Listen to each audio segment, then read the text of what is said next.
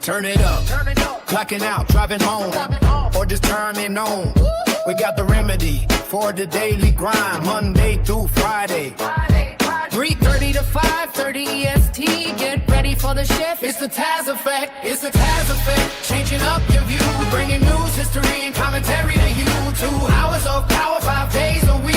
It's the real talk and the truth that you seek. Yeah. Tune your dial, clear your head. Listen up to what's being said. Yeah. Hey. Kick it off on Mutual Aid Monday. We're giving back. Helping the community, you're staying on track. And Tuesday rolls around and the studio gets blessed. It's Talk About It Tuesday with the smoking hot mess. From the middle of the week, we're leveling up your brain. Wisdom Wednesday is here to break the mundane. Surprising guests who enhance the whole world. Watch the knowledge and the stories get unfurled. It's the Taz effect, changing up your view. Bringing news, history, and commentary to you.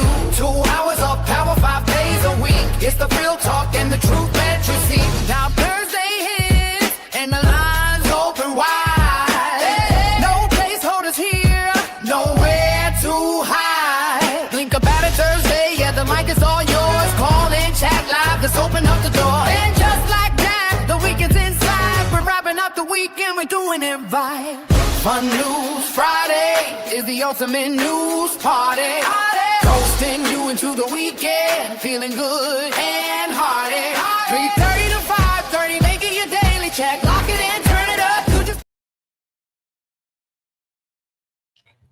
Oops. Oh, there we go. Hey. Welcome to the Taz Effect, daily news in a way you did not know you could use. For those tuning in through the radio airwaves at GCPR.live or through our Android or iOS app, thank you for tuning in. And for those watching and listening from all around the social media sphere, hey, how you doing? So glad you could come through. It is the end of the week. And yes, we made it. Okay? And this is how we do it. It's Fun News Friday. Now we gotta do some housekeeping, okay? We gotta proverbially pay the bills. All right. Gotta keep these things on, keep it popping, keep it cute, keep it copacetic, all right? So we do have some news. Some news to get through. Now we haven't talked about little Miss Susie Wiles, you know, the White House chief of staff, in a while, mostly because she seems to have lost control of Trump, and well, you know, she is battling the big C, the big cancer, and she refuses to take any time off. But you know, her prerogative, not mine. But according to Politico, Wiles tries to break the logjam. Susie Wiles went to the Hill to break the Senate logjam. Republicans have not passed President Donald Dump's beloved Save America Act because nobody wants that.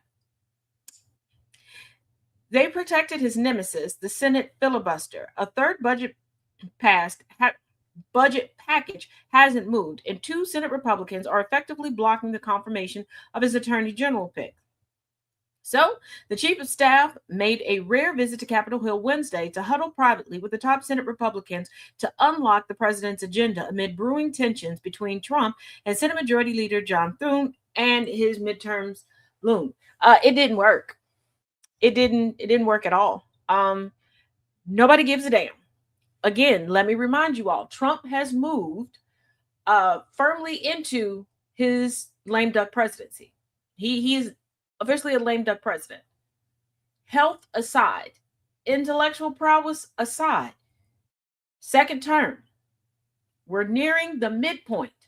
He has no real political power left. His political power previously was his fan base. And yes, I mean fan base, because the vast majority of people who were like, yeah, Trump, America, oh yeah, don't vote.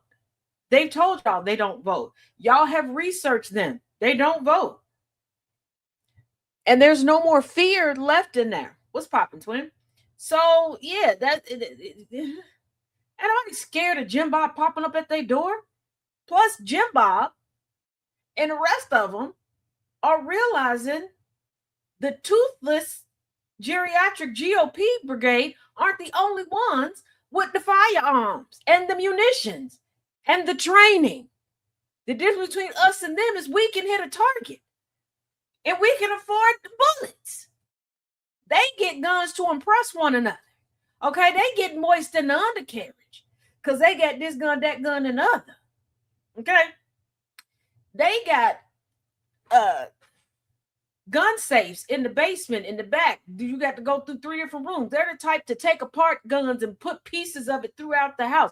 By the time they go and put it all together, baby, we done already sent you to your maker. Okay, you sitting next to John Wilkes Booth going, hey, how did I get here? But you know, it's nice to know Susie is still a little spry.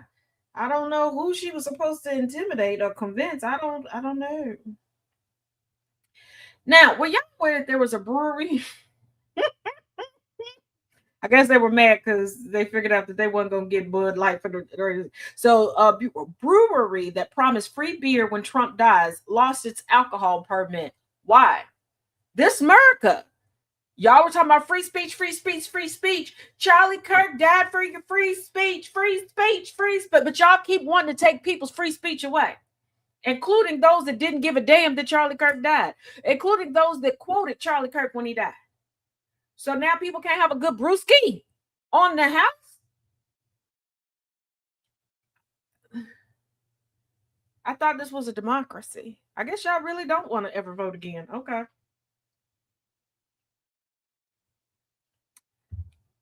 I figured y'all would need a drink when your beloved king passes on, but okay.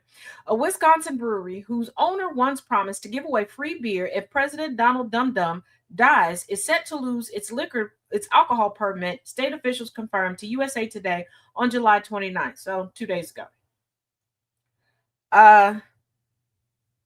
Monaqua, my apologies, y'all. It's Minocqua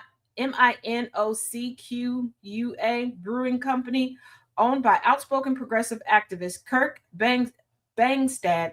Charlie Kirk Bangstad. You know what? The degrees of separation here. Let us continue. Will have its alcohol permit revoked August 4th, according to the state's Department of Revenue. Wisconsin? I don't think the president like y'all, but okay. The action follows a June raid in which state officials seized canned beer from Bangstad's company, alleging it had been transported into Wisconsin from Illinois without the required permits and taxes, according to the Milwaukee Journal Sentinel, part of the USA Today network. So y'all just making up stuff. We're just going to have Prohibition 2.0. That didn't work out so well before. Y'all are doing everything to repeat the worst parts of history while proclaiming that you had no attachment to those parts of history. We have been telling you about, I'm talking about the educated, melanated parts of us, have been telling everybody else for decades that Nazis been amongst us.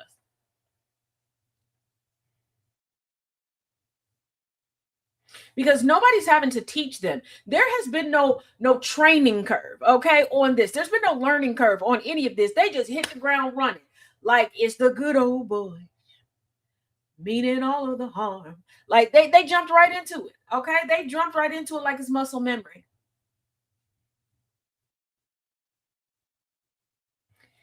But again, litmus test for all of y'all. Hey, Sabrina, yeah, Wisconsin. So, yeah. Because there's going to come a point in time where the bridge is going to be too long for you. And you're going to want off of this bridge. Then what? Hey, Tristina. The Wisconsin Division of Alcohol Beverages is dedicated to the fair and consistent enforcement of alcohol beverages regulations in Wisconsin. That don't seem like that's the case, Wisconsin. I think maybe y'all should stick to cheese. The division is required to follow and implement state law, including ensuring permit holders and licensees follow all applicable laws and regulations.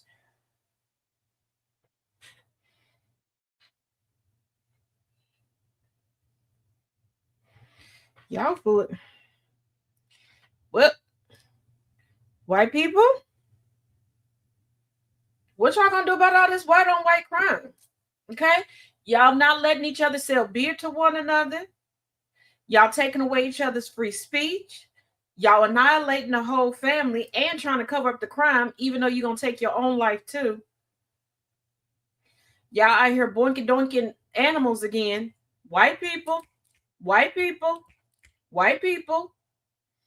What y'all doing about this white on white crime? I think before y'all start having conversations about anything else, y'all need to get it together.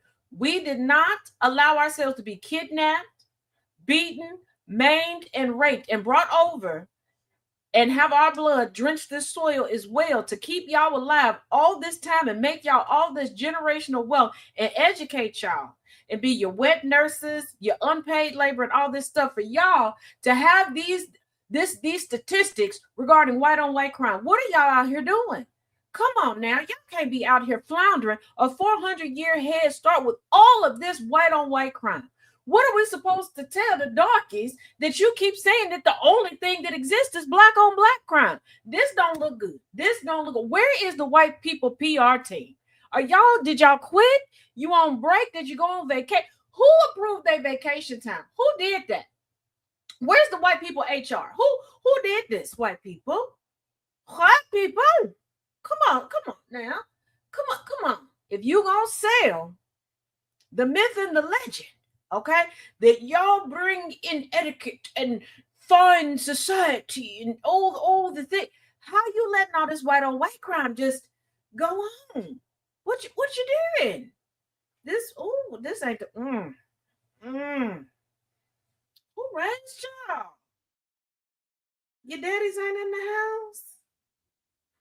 Where they go?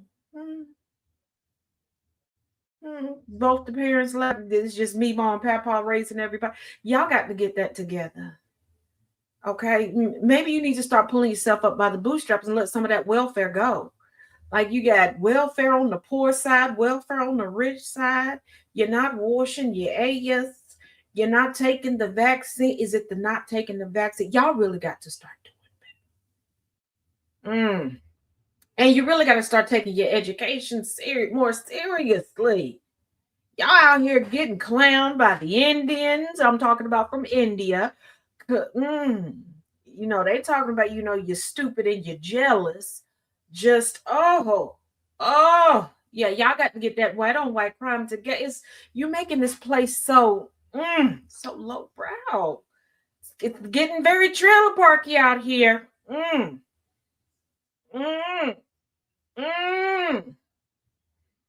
Out here swamping out, just swamp thinging out.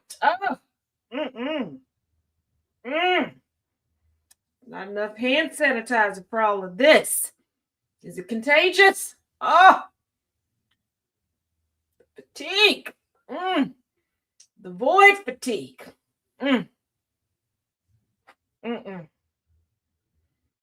Just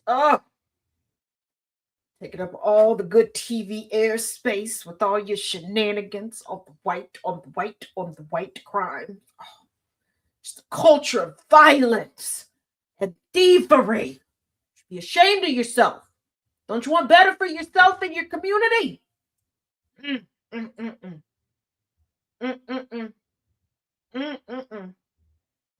Couldn't do.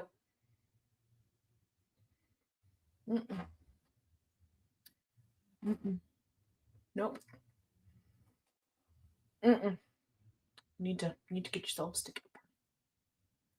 Hey, TJ. Now, another one we haven't heard from in a while. It is the Rafael Cruz. Before you got, can't choose the Rafael. You mean Ted Cruz? If they don't respect chosen names, when they say the chosen names just made up, it's a mental illness. We're going to meet people where they are. We're going to respect them. What is the platinum rule? Treat people how they want to be treated. And what did Maya Angelou say? Believe them the first time when they tell you who they are. Okay. And Raphael said that chosen names and all that, it's made up. It's a mental illness. And we shouldn't play into the mental illness. Okay. His mom and his daddy named him Raphael. Okay. No Ninja Turtle. Okay. He said, he issued a warning against billionaire presidents You want to know what he had to say about a billionaire president? He said, billionaire presidents, and I quote, they steal and rob from those they govern.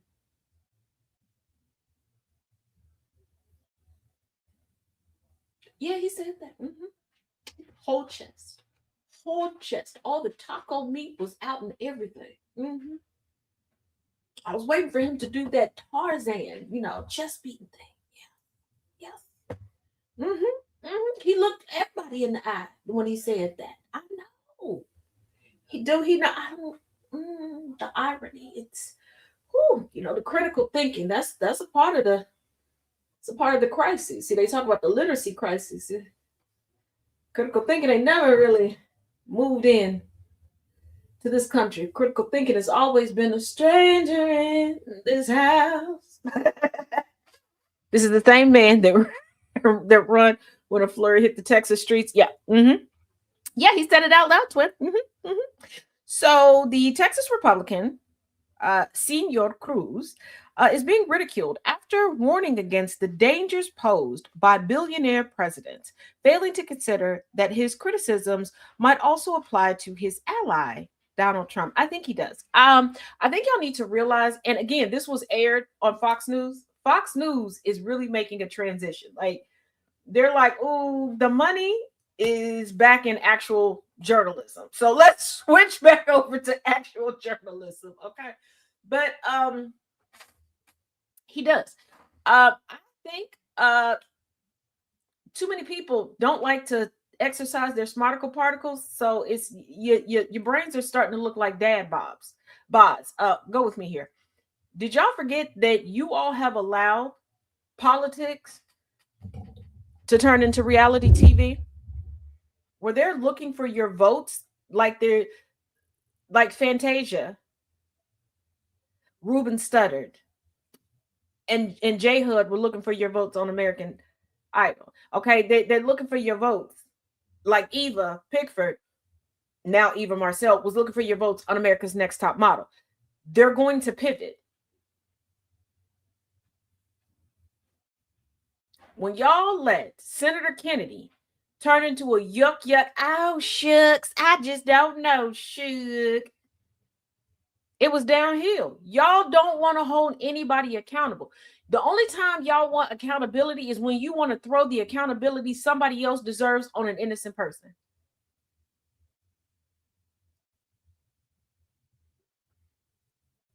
Y'all will find a black woman and go, throw the accountability on her back. That's what y'all want. So yeah, Raphael is out here like, you know what?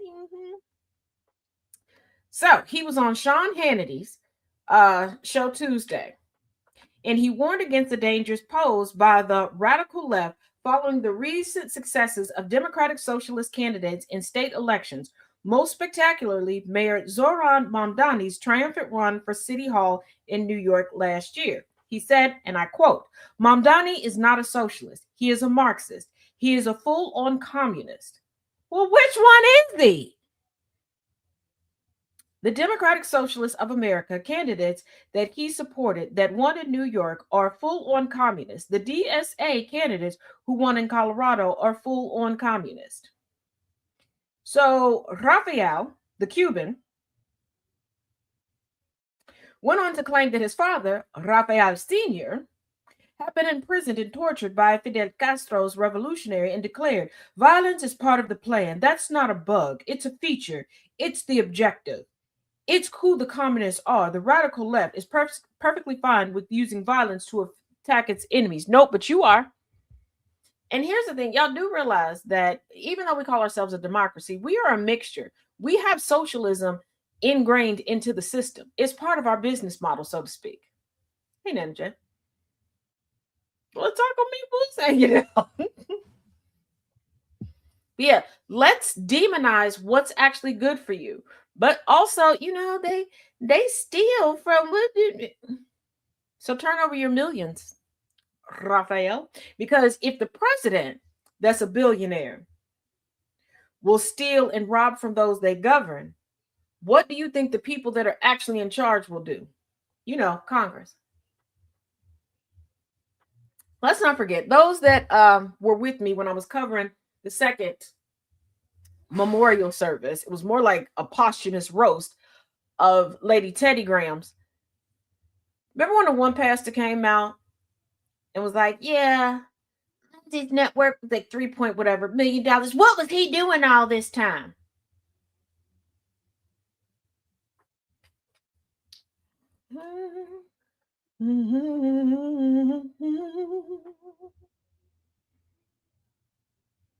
They keep telling on themselves, but y'all let it happen. Y'all just, do they even buy y'all dinner first?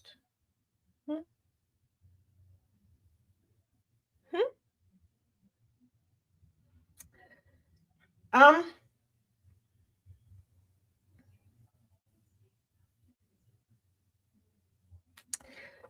Again, this happened on Fox News. Fauci was all over the place. Fox host pushes back as Stephen Miller claims Trump alone was fighting corrupt healthcare establishment. Laura Ingraham pushed back on top White House political advisor Stephen Miller on Wednesday night as the latter claimed President Donald Trump spent much of 2020 single handedly fighting a corrupt healthcare establishment.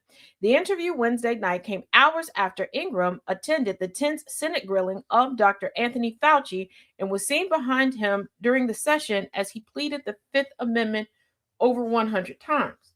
As Ingram brought up the Fauci hearing, she asked Miller if Trump had any regrets about putting Fauci center stage during the COVID-19 pandemic.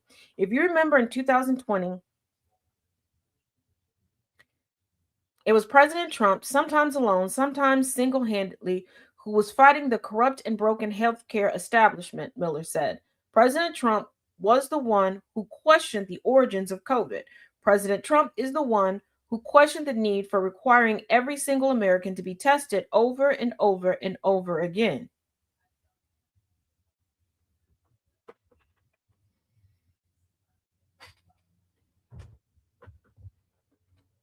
Well, the BS ain't behind me. It ain't on the left, it ain't on the right. Maybe it's about to rain down on me.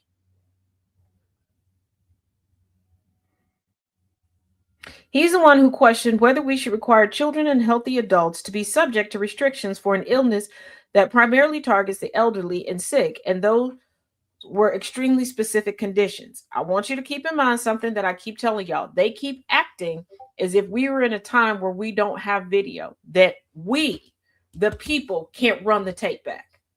See, there was a different time when people could just take the tape and put it in the archives and not show it to us and gaslight the crap out of us. Okay, a lot of us are living with Mandela effect. There really isn't Mandela effect. It's just gaslighting.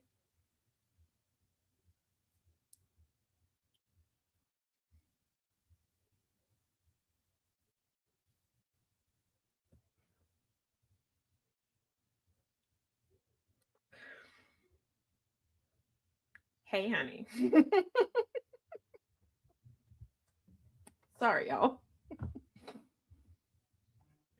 So as Miller went on, Ingram cut in saying, yeah, but Stephen, Fauci was all over the place on television. Miller brushed off the interjection, going on to claim that Trump saved America from a Great Depression by fighting against those who wanted to shut down the schools and shut down our way of life. There are some people that's in a permanent Great Depression. Instead of shutting down the country for a couple of weeks, they shut down their organs forever. Forever, ever, forever, ever. So this is what Laura Ingraham had to say. Now, Stephen, I want to move on to the news of the day, which was Anthony Fauci's repeated taking of the Fifth Amendment, pleading the Fifth instead of answering basic questions about his handling of COVID, gain of function research, etc. Given what we know now that we have known private, his diary, not private written on government computers and so forth, does the president, in your mind, have any regrets about having put him center stage as long as he did in the handling of the COVID-19 pandemic? Stephen. Well, I think it's quite the opposite, Laura. If you remember in 2020, it was President Trump, sometimes alone, sometimes single handedly, who was fighting the corrupt and broken healthcare establishment. President Trump was the one who questioned the origins of COVID, blah, blah, blah. We went over there. Miller then said something inaudible when she said that Fauci was the one going out there. And then she said, yes, but he went out there. Miller said, it's too easy to rewrite the history of this period.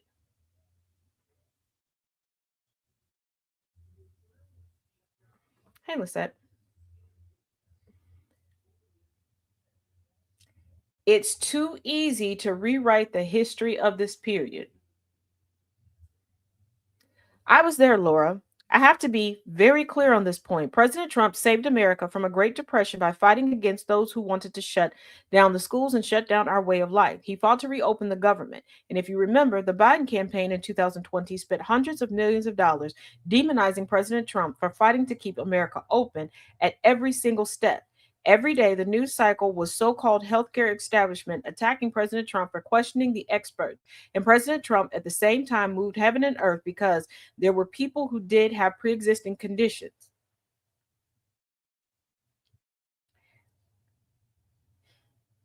They had core mobilities who did need help. He moved heaven and earth to get our hospitals the equipment and materials they need, which is why we had a vastly lower death rate than all the other developed nations of the world. So I salute President Trump for what he achieved. I'm glad America got to see in the hearing today exactly why President Trump fought the healthcare establishment the way that he did.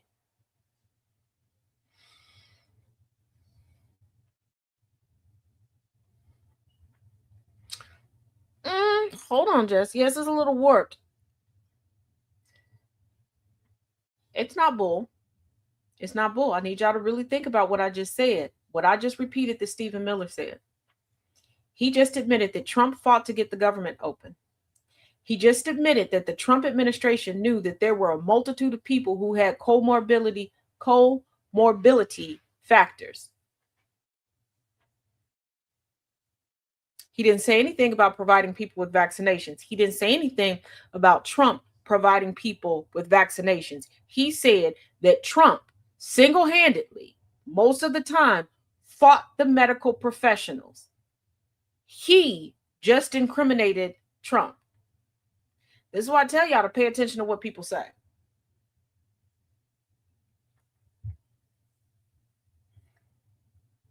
Yeah, he's saying lower than other nations. Yeah, because he has to throw in different taglines to keep Trump safe. But I need y'all to pay attention to what was just said.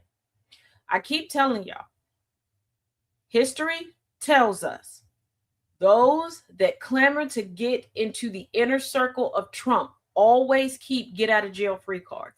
They always have something to go, I may have did a little bit, but he did a lot and I can prove it. Give me a little bit of time, give me a fine. You know what? Take that license. I don't really want it. Okay. I stacked on stacked, and I'm white. So I know y'all ain't gonna take all my money. But I'll tell you what you want to know about him.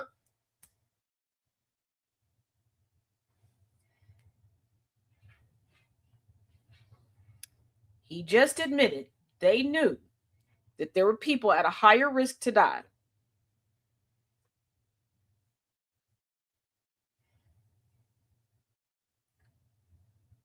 That old look at what he just did. Yep. And that's the thing.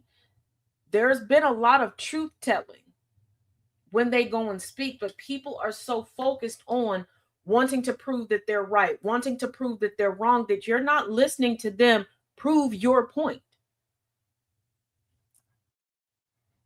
Let me put it to you like this. It's like the cheater who will repeatedly admit to you that they're cheating, but you're so upset and you're looking for certain phrasing that you're missing. But they'll be like, look, you got off at 2. Why you just not getting home at 7? Oh, well, you know, me, the fellas, Barbara, and all went out to dinner, but the fellas left 10 minutes in. Why you put on that new dress? Oh, well, you know, Deborah and Marcus, they're going out with me. Well, Marcus is going to drive. Well, Deborah's going to drive me there, but it's really just going to be me and Marcus because I really like this dress and he like it too. And you're not paying attention.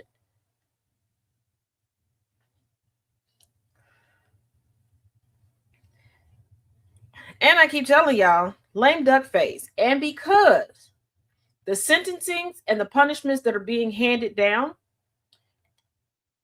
not just people that were pardoned for doing Trump's bidding before, noticing that they're not being reemployed.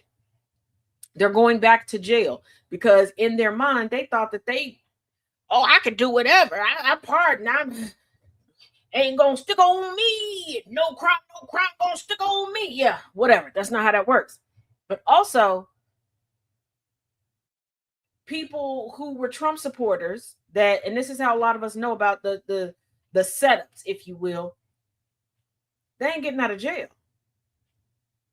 And when you watch the court proceedings, you can see the look on their face like, oh, this ain't how it's supposed to go. Nobody is out here trying to go play shoot 'em up cowboy for Trump anymore. So a Trump appointed judge joins ruling against immigrant detention policy.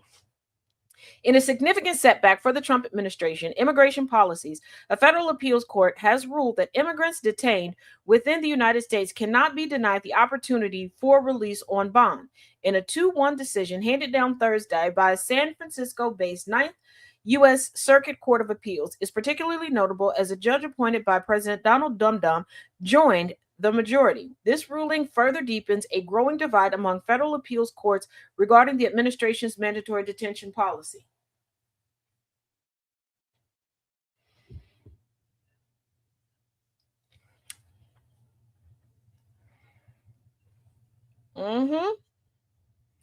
Again, does not matter who appoints a judge. Judges are supposed to be, how it's set up, appointed based on being qualified.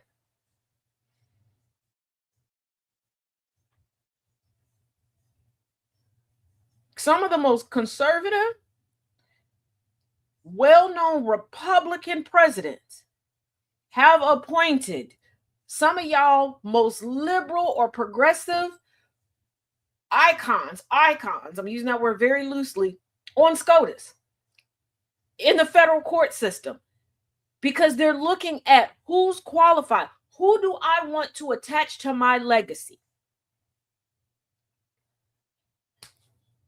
I don't know about you, but if I'm going to endorse someone, if I'm going to nominate someone, I want to make sure that, hey, when they look back, even if this person decides to tank their whole career, I want people to know, you know what? I see why she stood 10 toes behind them. Yeah. So are the rats abandoning ship? The rats have when the rats boarded this ship, they immediately got into the life rafts. They've been living in those life rafts since the beginning. Let's not forget that there has been a quote unquote anonymous source telling on Trump since he was in the race to POTUS Mountain. Now, Rand Paul, thorn in my side, said, and I quote, point to be made. And he said that point is Mitch McConnell should step down.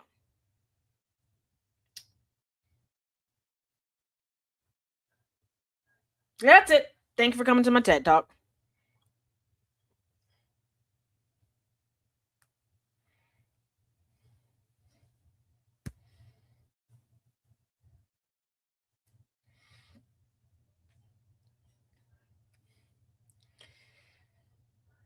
Now, Trump questioned Thune's leadership as the Save America Act continues to stall. You can question it all you want. Everybody knows that your brain is further turned into mush. I want y'all to imagine, okay, some oatmeal, okay? And you take that oatmeal, put it in a blender, okay? Add a little bit more milk or a little water, however you like it, and blend it up some more. That's, okay? That is your brain if you were a Trump, ladies and gentlemen.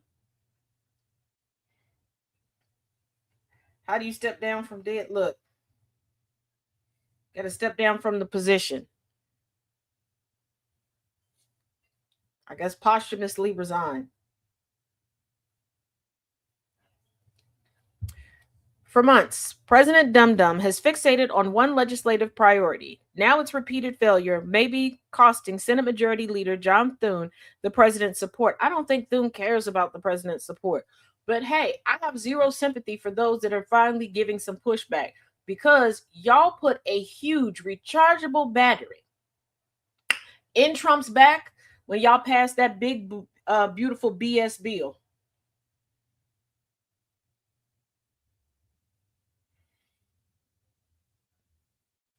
That's what you did. So now he's expecting that same treatment. He knew how ridiculous that was. Again, let me remind y'all, Trump is going through his bucket list. Trump has a vision, okay, of what he wants his presidential memorial service to look like.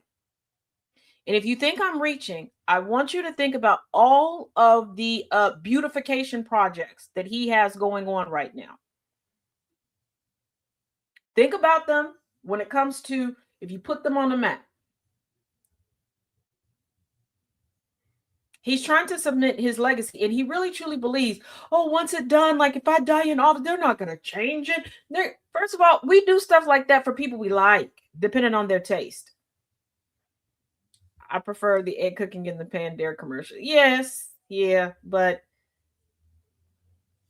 eggs don't get more watery as you cook them. Hey, thanks, DJ.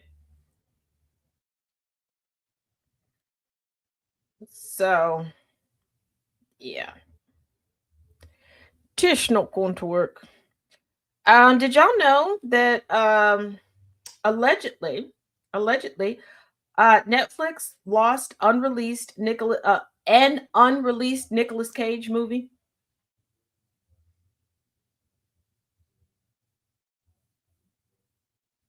So, a production company that's based in the UK, along with the filmmaker, they are suing Netflix for $105 million because they're saying that allegedly the streaming company lost a drive containing a copy of an unreleased spy movie.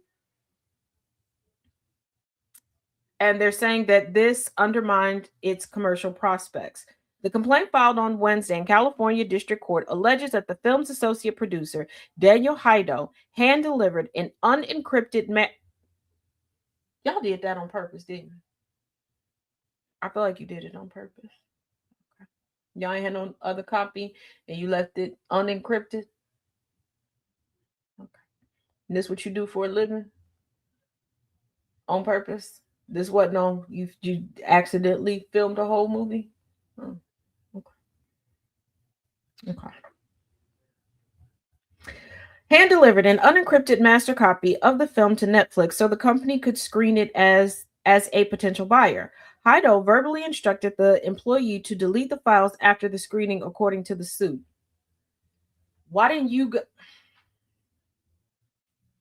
You think Netflix was going to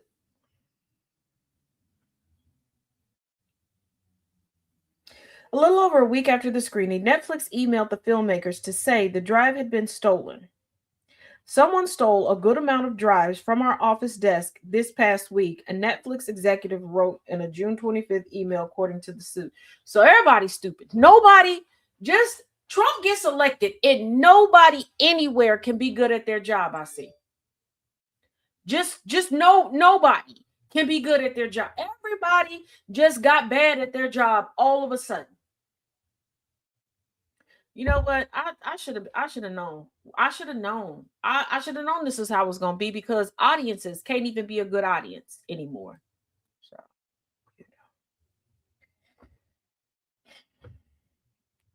y'all just in the drawer. Drawers ain't locked. Somebody, because Netflix, you can't just walk into Netflix offices. How badly are you treating your employees that they just walking around like, I'm gonna take a drive from you, I'm gonna take a drive from you, I'm gonna take a couple drives from you, I'm gonna take a drive.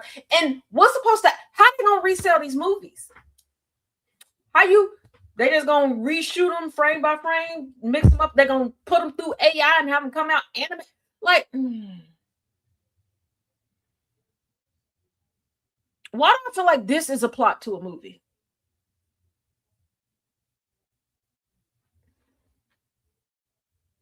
The complaint notes that the movie, entitled Fortitude, took over 7 years to make and cost $45 million. It tells the story of a secret mission called Operation Fortitude during World War II that was orchestrated to mislead the Nazis about the Allied invasion of Europe. The film stars Nicolas Cage as Dusko Popov, a real-life spy during World War II, as well as Sir Ben Kingsley and Ron Perlman. You got these heavy hitters to come out and over the course of 7 years, 7 whole years, and to film, and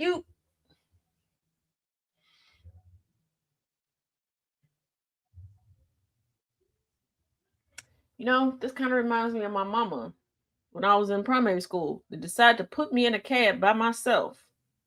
No instruction, no nothing to get me to school. Why? Because she didn't feel like going with me that day. Just unprepared. Just that insurance policy must have been a doozy. The plaintiff said studios will now be dissuaded from buying the rights to the movie, knowing that a version of it could be released by a third party for free. Marketing the film will also be more difficult, which could undermine negotiations with potential buyers, they allege. Or was the screening so bad that this is the best that y'all could come up with? Yeah, Netflix now owns those stolen movies. Yeah, I'm wondering, like, did they do some test screenings and it didn't go so well? So this is their way of getting money to exchange hands to get some people paid.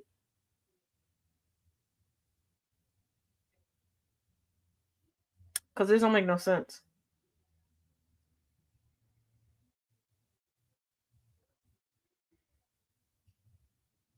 The film's value depended in significant part on its exclusivity as an unreleased first to market work, the complaint states. By losing control of the film, Netflix destroyed the exclusivity and material, if not completely impaired the film's marketability. How, first of all, how many of y'all knew about this movie till just now?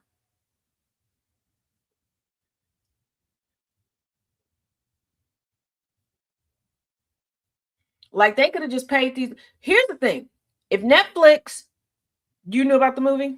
Okay. Here's the thing. If Netflix is like, oh, we lost it, Netflix could have been like, hey, we want this, pay it out, and just released it.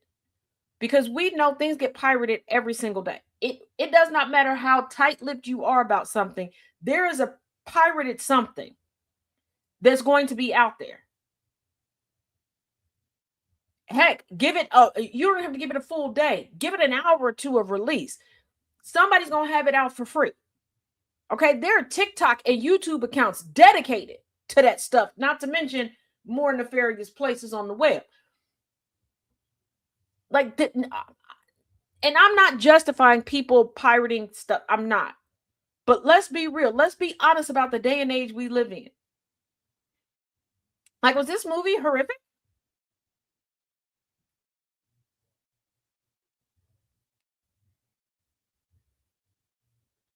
A Netflix spokesperson said the company disputes any claim that it bears the risk for loss for a film delivered without the proper industry standard safeguards.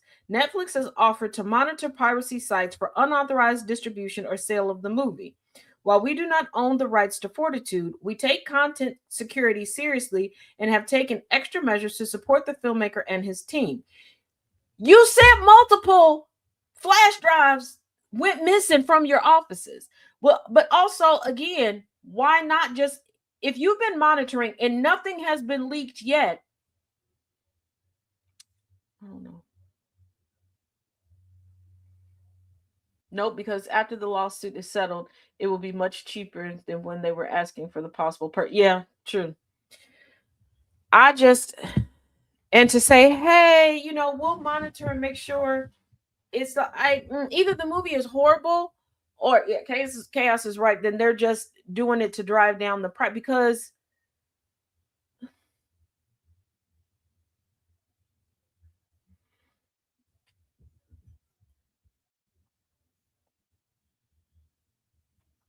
that or it wasn't stolen and somebody legitimately lost it, or they damaged the hard drive.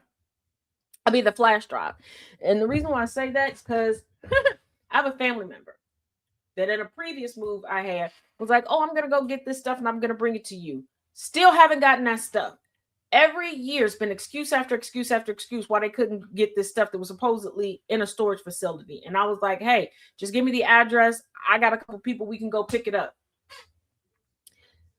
Yeah, they never went to go get that stuff. I will never get it again. but story of my life.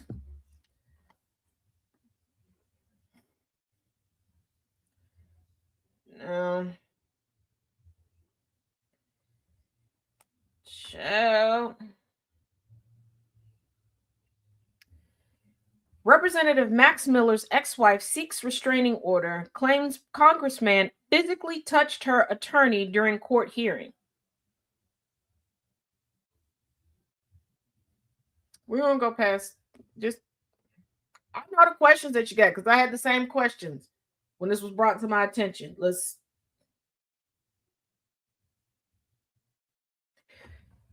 Max Miller's custody battle has escalated as his ex-wife, Emily Moreno, yes, that Moreno, seeks a restraining order alleging the Ohio congressman harassed her legal team and physically touched one of her attorneys during a recent court hearing, RadarOnline.com can reveal. According to a new motion obtained by Radar and filed in Cuyahoga County Domestic Relations Court, Emily, the daughter of Republican Senate bitch Bernie Moreno, yeah, I said what I said. If you upset, I'm going to assume you fight as well as he does. Not at all. Is asking a judge to bar Miller from contacting her attorneys directly after what she describes as escalating behavior during the ongoing litigation.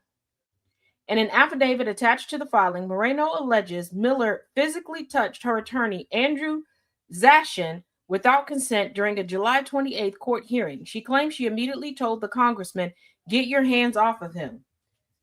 So at least one Moreno fights back.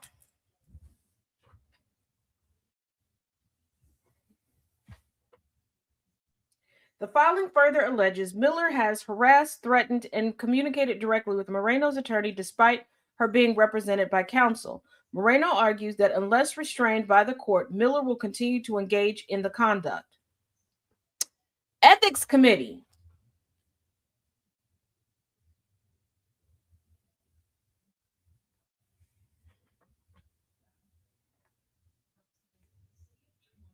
The statement is included in Moreno's sworn filing and reflects her allegations before the court. The latest filing marks another chapter in the high-profile legal dispute between the former couple, whose divorce and custody proceedings have generated repeated court filings and public attention. Miller, a Republican representing Ohio's 7th congressional district, first rose to national prominence as a trusted aide to Trump, serving in several White House and campaign roles before winning election to Congress in 2022. Emily's father, Bitchy, was elected to the U.S. Senate from Ohio in 2024. The former couple married in August 2022 at Trump National Golf Club Bedminster in New Jersey, where Trump attended the ceremony. They welcomed a daughter in November 2023. Before Miller filed for divorce in August 2024. Since then, the former spouses have been locked in an increasingly contentious custody battle over their young daughter, with both sides filing numerous motions and allegations in court. The restraining order request arrives as scrutiny surrounding Miller's personal legal battles continue to grow, with multiple national news organizations reporting on the newly filed court documents. The filing does not constitute findings of fact, and the allegations have not been proven in court. The court records show Emily is asking the judge to prohibit Miller from communicating directly with her legal counsel and to enter additional protections related to the ongoing domestic relations proceedings. Should the court grant the request, it would add another layer of judicial oversight to one of Ohio's most closely watched family law disputes involving two politically connected families.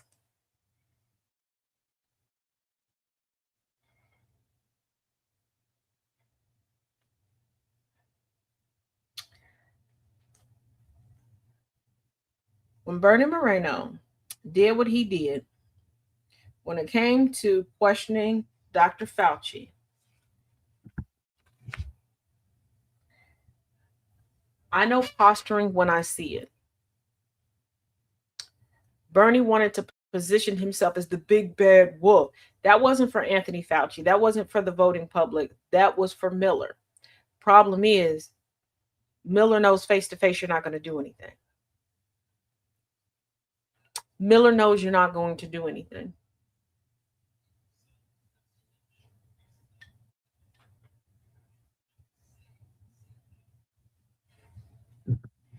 And here's the thing, there are a lot of men who will do a lot of posturing, and they'll go toe to toe with men that they think are so old or so frail that they can't do anything back to. One thing for certain, two things for sure. Don't put it past anybody. And I need people to get out of the mindset that older people need to be pitied. They have lived more life than you have. And the elderly that we have today, I need y'all to think about what they've gone through, what they've had to adapt to. While you tend to trying to mink them, baby, they done already figured out 10 different ways to send you to the bosom of your ancestors, and they will send you there. Y'all have infantilized the elderly so much and the disabled that they play into it. They play into it. Now, before we get to the fun part of today, I need to talk to y'all. I really, truly need to talk to y'all. And I'm really tired of having to say this, but for once, I need y'all to listen. I really need y'all to listen. Because what I'm not going to let anybody do is I'm not going to let anybody play with my mental health, and I'm not going to let anybody play with my reputation. Playing victim, thinking somebody is going to save you when it comes to me, is a futile endeavor to embark upon. There are a lot of ways that certain people are trying to play victim. You don't realize that what you're using as your victim shield, I have nothing to do with.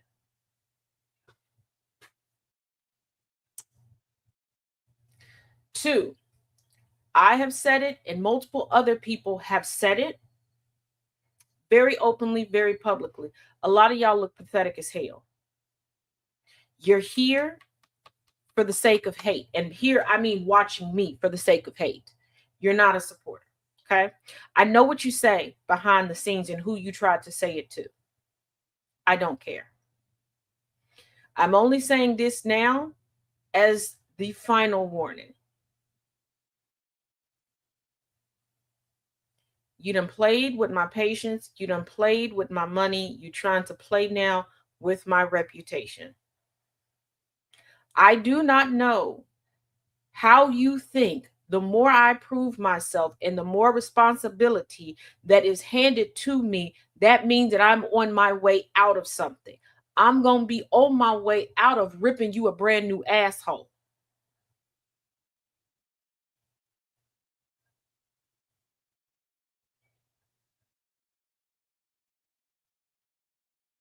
And let me be clear, you ain't got a lot of kicking. And because I care about everyone in this community that we have built together brick by brick, I am going to say this, take this to your friends, because I mean this with my full chest. The grifting stops now. And I mean, it stops now. I do not care if it's tomorrow, Sunday, Monday, Tuesday, whatever. If y'all don't stop with these grifting ass narratives, I'm going to burst you out. I'm going to burst you out. I am going to run an expose on you as if I am Barbara Walters and this is 2020. You feel what I'm saying? Because you're not going to play in my face and you're not going to play in the face of others.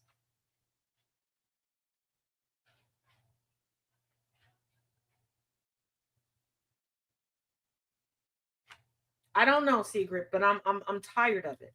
Also, y'all utilize Google to try to prove me wrong on things that are in my wheelhouse so often. But the stuff that you need to damn Google, you don't. You want to be on my phone, in my inbox, trying to get free labor out of me. You can go screw yourself. And I mean that. I have solidified myself as being open and honest about what I know and what I don't know. But all of this pretending, hey, Chica, pretending that you're listening to me to not go to hell.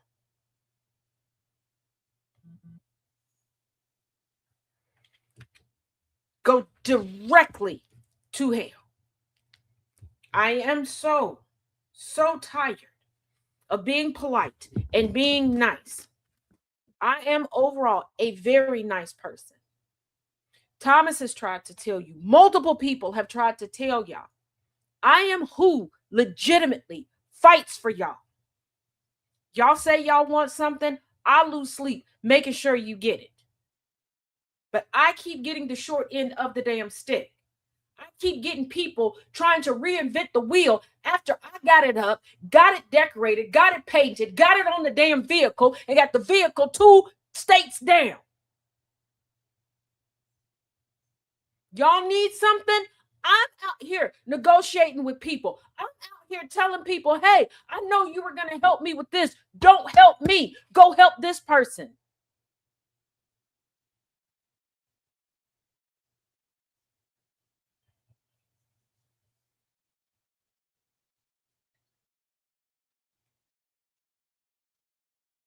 And for love of all things holy, stop trying to, and Angry, I'm so sorry, but I need to say it this way. Stop trying to fuck a married man.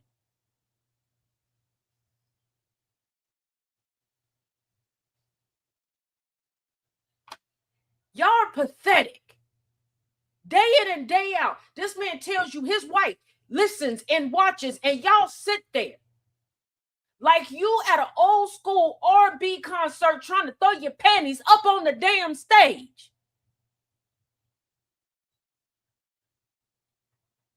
And you mad at me because he don't want you.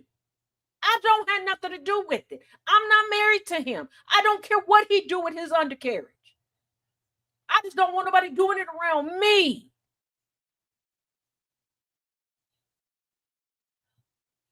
Y'all creating scenarios and comment section acting like I'm attacking you. I don't give a damn anymore.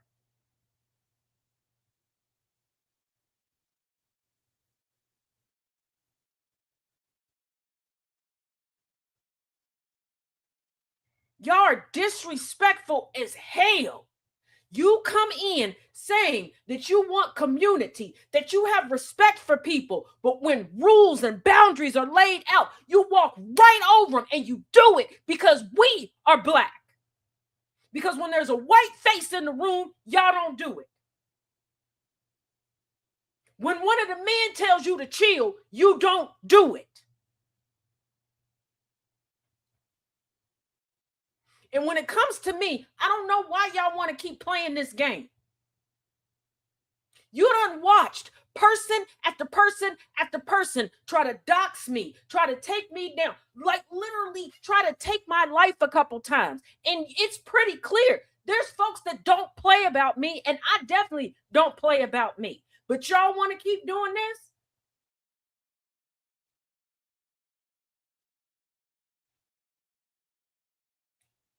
Look, Oz, I really don't think you want me to pull the damn curtain back. I keep telling y'all, I see what you think I don't see.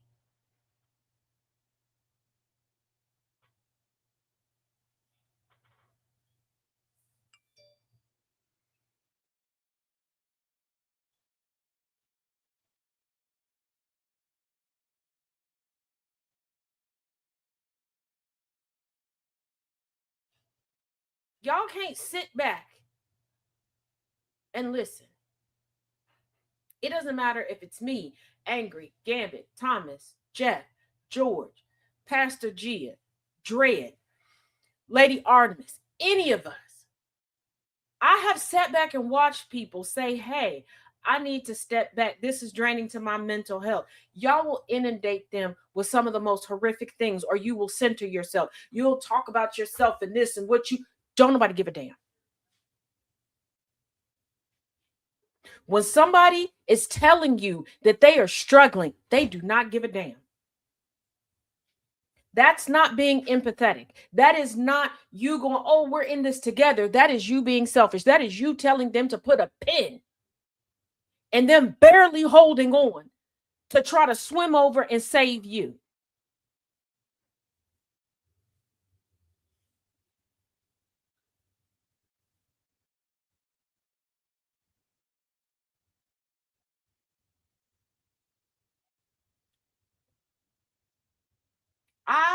sit back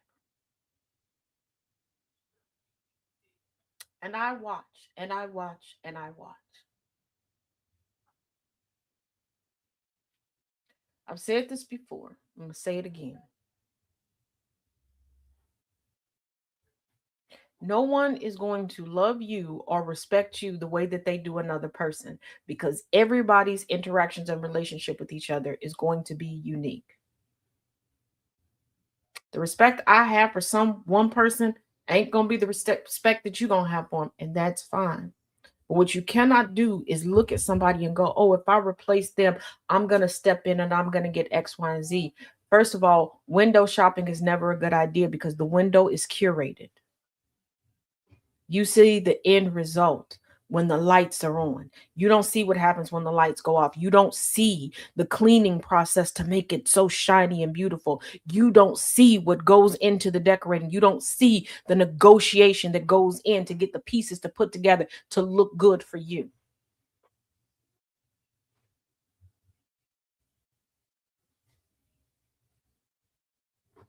The soap opera, girlies and guys. You ever have a character that you was feeling and then they change the actor or actress and you're not feeling them no more? I need y'all to realize that. And this has nothing to do with me because I watched it time after time after time from so many different places. We can have a good time, but we have to have a good time authentically. We cannot improve and get ahead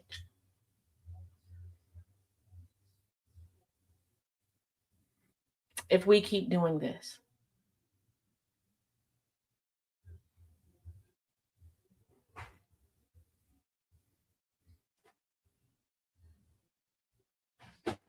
And after this warning, I have one promise left for y'all. I'm not holding back anymore because a lot of times I hold back and I set things up for the sake of everybody else's comfort. I put on a smile because I choose to. I walk around happy because I choose to. But like I said, y'all are not going to play with my mental health. You do tell stupid people they stupid. You don't have to like me. There are people who love me, and I'm content with that. But you will not disrespect me. Now, with that being said, we're going to go to the fun part of things. All right? And let me remind y'all, and y'all think I'm joking, my damn uncle watches this. Get on my nerves.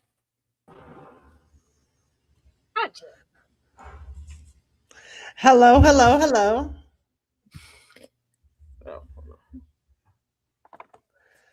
I feel like we should get your uncle to watch on a different day, not Fun News Friday.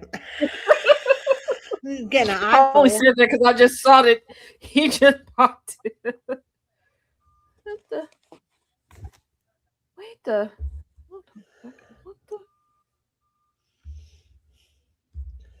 It's always good to be here. Thank you for having me today. Oh, always. Hold on. Let me. Okay. Now, we're going to get to Taz Roulette. There is one video. I know what this video is. It was supposed to be part of Flag on the Play, but things started running late. So, we've got spillover. Got some runoff. Okay. I'm going to squeeze it in. People. Hi to the people. Hi, Chaos. And don't make her tell y'all stupid again. That part. She the nice one. Mm-hmm. If I got to come interrupt, y'all ain't going to like it. She do her best to hold you back. I don't give a fuck about telling you to shut the fuck up and sit down. You can't keep saying the F word. I know I'm killing you. My bad. Oops. I don't care about telling y'all to STFU and sit down and listen. That part. If I lose one friend, 10 friends, 1,000. I don't care. Well, you stuck out me. That's all that matters. I'll still be your friend too. Hey now. Hey, ain't that beautiful? Hey, yeah. Ew. Oh, ice. Woo. All right. Be safe. Stay cool. Be back in a couple, maybe 2 hours. Get there. Okie dokie. Okay, wait a minute. Ah, there he is. Woohoo! It's the party. It's the party. It's the party. It's a party. Chaos, Hey, you're killing Angry. me, Smalls. No, you know. And then he dipped out. He went from killing me sauce to dipping out. Okay. Oh, the prince. I'll be heading Taz notes. Oh, yeah. And Rona, you're always behaving. Wait a minute. Oh, General Gambit will not be joining us this week, but he will be back next week. He got to be an adult today. Adulting is so much fun. Yeah. I would be sarcastic. I was about to say it sucks ass, but you know what? Hey, you do you. You do you. You know what I mean? And for those that are going out to see the Spider-Man tonight, best of luck to y'all. I'm gonna go next week. I can't do the crowds. I was gonna say it's gonna be busy. Yeah, no, you know what? I will wait. I will wait until either A, it comes out on Amazon or Apple TV. And if I have the money, I will buy it then. Or I'll just wait till it comes out on streaming. Otherwise, I'm not Or doing it. catch a matinee during the week. Sometimes they aren't that Yeah, busy. Tuesday is Yeah, is usually, especially if you have like the membership, you get discount off of a discount on there. I want the popcorn bucket. I knew you were going to say popcorn see, bucket. here's I the knew thing. it had to be a popcorn bucket. I Well, know see, it. I knew it. You know, COVID ruined me. COVID had me spoiled because here's the thing. All right, the second that I figured out that they could, the big companies or whatnot, Disney and all these other motherfuckers, they could stream the shit just directly to you. Oh, that had me spoiled. See it, and I'm right there with you because, well, when I was still in Florence, here's the thing: the movie theater, we could order on DoorDash, only DoorDash though, from the movie theater. You get all the movie theater snacks sent to your house, and then like my, well, it was specific to that area, but we had like a movie membership because small city, okay, only one movie theater. So if you live within the city limits, you got like a certain discount. Okay. Hey, twin, same here. Yeah. One theater, only right. one. So you get what I'm saying. So when you're like during COVID, because you weren't going in, it was like slashed in half to get the movie. You didn't have to get it through like the streaming service. It was like we had like another app you could go through, you get put in a code, the movie would come up, right? You didn't own it, it was just like a viewing, and you signed up for times of viewing like you would at the movie theater. So I'm like, why don't they just do that for the people who want to go, people, you know, who can't? And it worked out for me because, you know, hard of hearing, I had all the my accessibility stuff right there at home. Right. Now, the one thing I wish they would do is give you the option. I think they should set aside, and even if it's just one per location, household, wherever you want to stream it to, where if you want like the commemorative stuff, you can just order it and then they ship it to you. Yes, that would be cool. No, yeah. I could then you get the movie merch. Oh, God damn it. Yeah, like I want. I'll be right back. Okay, like I want that. But I've also been known to order Auntie Annie's pretzels and stuff for delivery. No doubt. Nor popcorn bucket from the Thor movie. Yeah. Brianna likes the little weenies at Annie's, Auntie Annie's little pretzel wrapped weenies. Yeah. She likes those. Loves them. I have the Thor gauntlet as a cup, but I don't have it up here. There's so much stuff I need to go back there. You can pause it at home. I'm sold. The way I was getting streamed, you couldn't pause it. If you did it straight from the streaming services, you could pause it. Then yeah. Yes, I love those pretzels when they're yes. Now, the ones from Sam's Club, I do also like from the cafeteria area. Yeah, couldn't think of the word there for a minute. Now, that is something I want to finish learning how to make. I started learning them, then I had to stop because the class it started during COVID, and the person who was doing the course, restrictions got lifted, and they decided they weren't going to do it online anymore. Problem is, they didn't live near any of their current students. Oh. So I'm like, we were paying per week to learn how to make the. We got all the way up. I'm like, girl, I was paying weekly just for the pretzel part. Never got to it. Damn. So I want to, yeah. So learning how to do that. I was like, yeah, I was like, okay. So, all right. This first one, like I said, not Taz Roulette. This was a carryover from Flag on the Play. This was roulette. This was my submission, and after it was my fault this morning. Okay, it was my fault. As I can tell by how Sound of Coffee started, I was on one this morning. So Tom was like, "You get one submission." You're in very rare form. He did the Ray J submission. Here's this one. I entitled this one. This is a throwback to when we first started doing Fun News Friday. I entitled this one "Not That Kind of Biscuit." You'll understand. Oh. All right. I'm intrigued. All right, here we go. I'm going to apologize ahead of time. Uh-oh. This is me. All right.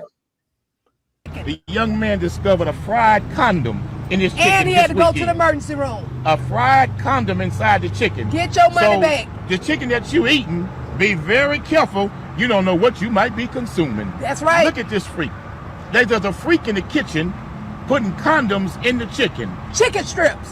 And I mean, this is a whole nother level of choking and stroking the chicken here. Yeah, it is. This is a whole nother level. Whole nother level. So be very careful if your chicken tastes with some unseasoned, unsavory flavor. That's right. You might want to give it back. I wouldn't eat from here. I wouldn't. That's some extra chewy chicken. How do you get the condom in the chicken? This chicken, y'all do know that they're not like batter dipping this chicken at the pop. Right?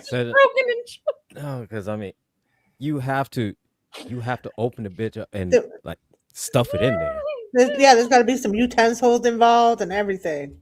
Like you got to use like a knife or something. I mean, because I mean, you could do it with a breast or you could do it with a thigh. But I mean, the tenders are small. Like a drum, but as far as like a drumstick, right? I mean, maybe a tender. I mean, if you put you wrap it around the tender, you fry. I mean. Oh okay, yeah, I'm getting way too. Okay, my brain is getting way too. For him to get sick off of it, it was utilized.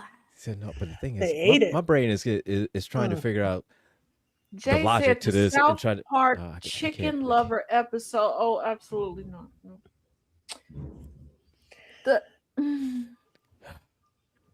Now I'm wondering who. Okay, this is gonna sound like really this? really messed up. I'm on. All right, did they finish in the chicken? Like, was the chicken? Yeah, because you know, that's my thinking. And when you first bit, like when they got the chicken, I mean, did they play Careless Whispers and then things happened and something got and the condom got stuck up in there, and I mean. Side note, I'm sorry, I'm laughing because you said Careless Whisper, and I know you're thinking, twin, that is not, but it is. It's kind of funny because somebody's daughter was making fun of us because we can't hear and we can't exactly whisper. And I was like, George Michael taught us we don't need no careless whisper. That's why I was laughing because I say that. But here's the thing. Okay, with a condom, you bite. This is not like a cheese pull. How first of all, how sharp are your teeth that it cut through the condom? Or maybe it broke down the condom because it got deep fried. I don't know. That you didn't know, like you didn't. and you just ate it and you swallowed and did how much? What did you? Like, did you like? Are you used to slurping? like his? You got to notice that there was something chewy in there. The texture ain't right on it. Right, like there's Like something it'll different here start going out, on. it will start out, with this fried skin on it, with the crunch, okay, and that's fine. And then the part of the meat, and then when you get down to the condom, then it's like, wait a minute, something ain't right. Hold up. Like, I'm tired of y'all acting like y'all don't know how food works. Like, again, I'm just wondering, is that did he finish in the condom and left it in the chicken? Because I mean, did they fry the jizz up? I mean, I just thought about something. Okay, back to the sound of coffee. Remember when the went over the story with the landlord and the lady in the tenants? What if somebody was back there doing the oochie coochie, and then somebody was like coming back from break, and they had to take it off, and they just threw it, and it was supposed to go in the trash, but it went into the deep fryer chicken bucket. But again, maybe again, I mean, if you did, but also, how did you get? Did you get sick from the plastic, or did you get sick from what was in the plastic? I mean, if it was there, you took a bite of, that means somebody had to actually stuff it in there. Yeah, like, you know what I'm saying? They had to stuff it in there. These are all very good questions. You know what? This is why we got Popeyes at home. That's why I'm wondering. This right here. That's why I'm wondering. Did somebody have a good time with that chicken, and then? That's not what we meant when he said beef fries come with that shape. You know what I'm saying? Right. Exactly. Can't have that. Oh my! Like all of a sudden, like he pulled a rotisserie, and then with a candlelit dinner, and then you know what I'm saying? I do, and that's wild. It's very disturbing. Yes, it is. And this is shit where my mind goes to, and god damn it, y'all gotta nitty chicken. Take that. Okay, see, see. This is. I promise you, this is where. Yeah, this. It's a Diddy chicken. Fry that. Hold on, wait a second. How did it survive the deep fry? Lisette, that's my question. Like that special sauce. As I'm eating chicken, it had to been stuffed. It had to been stuffed inside. Well, you're not eating that's what I'm chicken, thinking. so like it had to been stuffed inside. That's how it was able to survive. To survive, because it had to been stuffed inside. Yeah, like it had. If you could cut it open, put it in, fold it over, bread it, wrap it, toss it in the fryer. I'm slap it up, flip it, fly See? it down. Now you going down the same goddamn rabbit hole, Jess. See? Yeah. Now your brain is trying to put the shit together on how the 2 plus 2 equals Jello in this equation, because this shit ain't adding up quite right. Like we got very little we can still you got too many questions. And he ingested it. Nope. Gross. Nope. All right. What is I don't know what this is.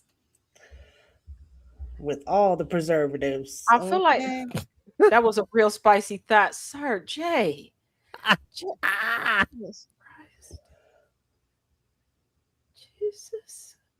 Jesus Christ. Okay.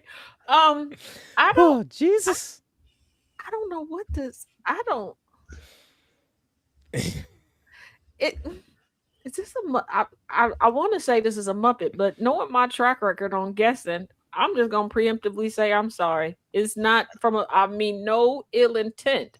I'm legitimately. What did he say now? It goes with Diddy's mama's mac and cheese. It does. Okay. Yeah. So that's the side dish to the obviously it must pair well with it. Infused. It's a condom infused chicken. A chick cum, if you will. Oh wow. Lord, you know what? See, you see what I did? You see what I did there? Yes, I do. So whoever is in this video, if you are a person, and I just said you were a Muppet, I'm sorry. To the Muppets, depending on what this person look like, I'm potentially sorry. Um.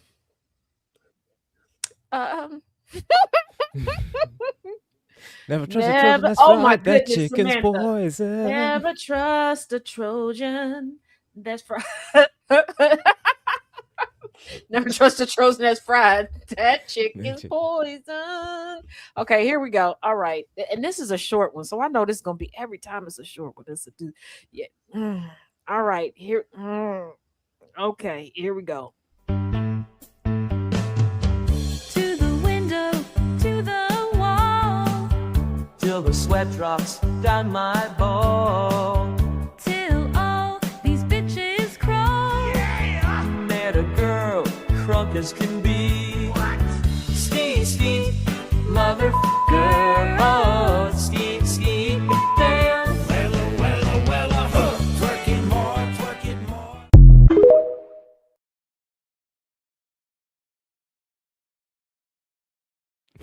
That was great. Since I heard that. Oh, I was God. jamming. Why? And you know, it's so bad that now when I'm getting, like, when people DM me, whatever platform it is, before and after, a lot of time, either before or after, or sometimes both, it just says Taz Roulette. Taz Roulette.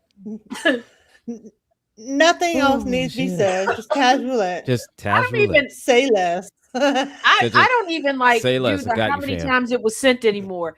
I just take them all. However many fit in here is however many fit in here. Because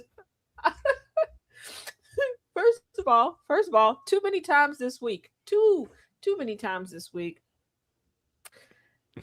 I've had to explain to my brother-in-law either why I'm laughing or why I have 2 iPads randomly on the dining room table just downloading stuff. Oh. So yeah. That's fun. Because I laugh when people are That like, sounds like fun. and I'm like, what? Yeah, okay. What the? Oh shit. That was Is funny. this somebody All right. grandmama? I don't know. I don't know what that is. I don't. Look at me saying that, nigga. I don't know. I'm assuming it's a person. Oh, and sorry, Mr. Man, you were not a Muppet, but I never said I had the greatest vision. So, Gotta love Betty White. Oh my God. That was great. Spelled Lee Smith. Betty White. What? Oh, I love Betty White. Oh my God. I miss Blarfinger. her. First and last name. Lee Smith. Oh shit. And Fluffy was a person. So Rosen Island. Look here, man. Rosen Island picked up a couple tricks from Blanche. I can tell you that much. Facts. That hug into the chest at the end. He was nuzzling on Betty White there. oh my goodness. Had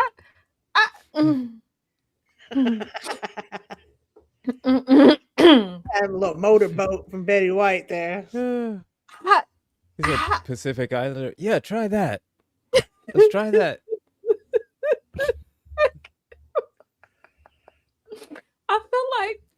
I feel like that's me as an old lady. I feel like that's in my future. Like, I'm just gonna decide to mess with people who come to. Actually, I already kind of mess with people who come to the door.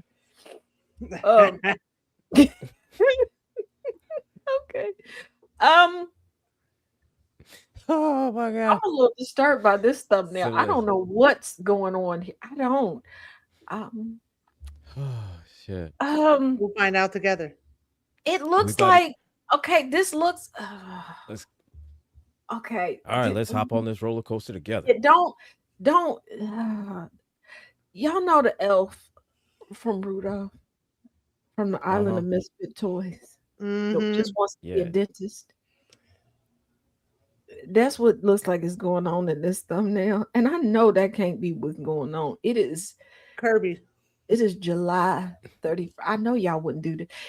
And the head a little too big to be his. So whoever this is, I'm sorry. Look like it is not. Okay. All right. Oh, here we go. All these MAGA influencers are hating on immigrants. Bitch, your fillers are migrating. Why's your lip in your chin, bitch? It just migrated. It's undocumented. It doesn't have a green card to be moving down to your neck like that. Did your forehead go through Border Patrol before it moved to the side of your face?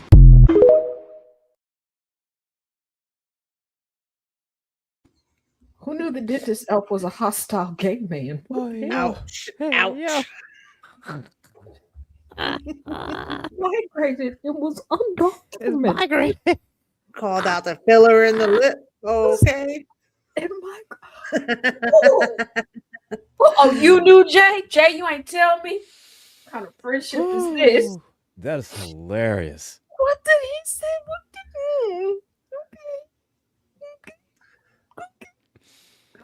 Oh shit. No crumbs on the Botox. None. Okay.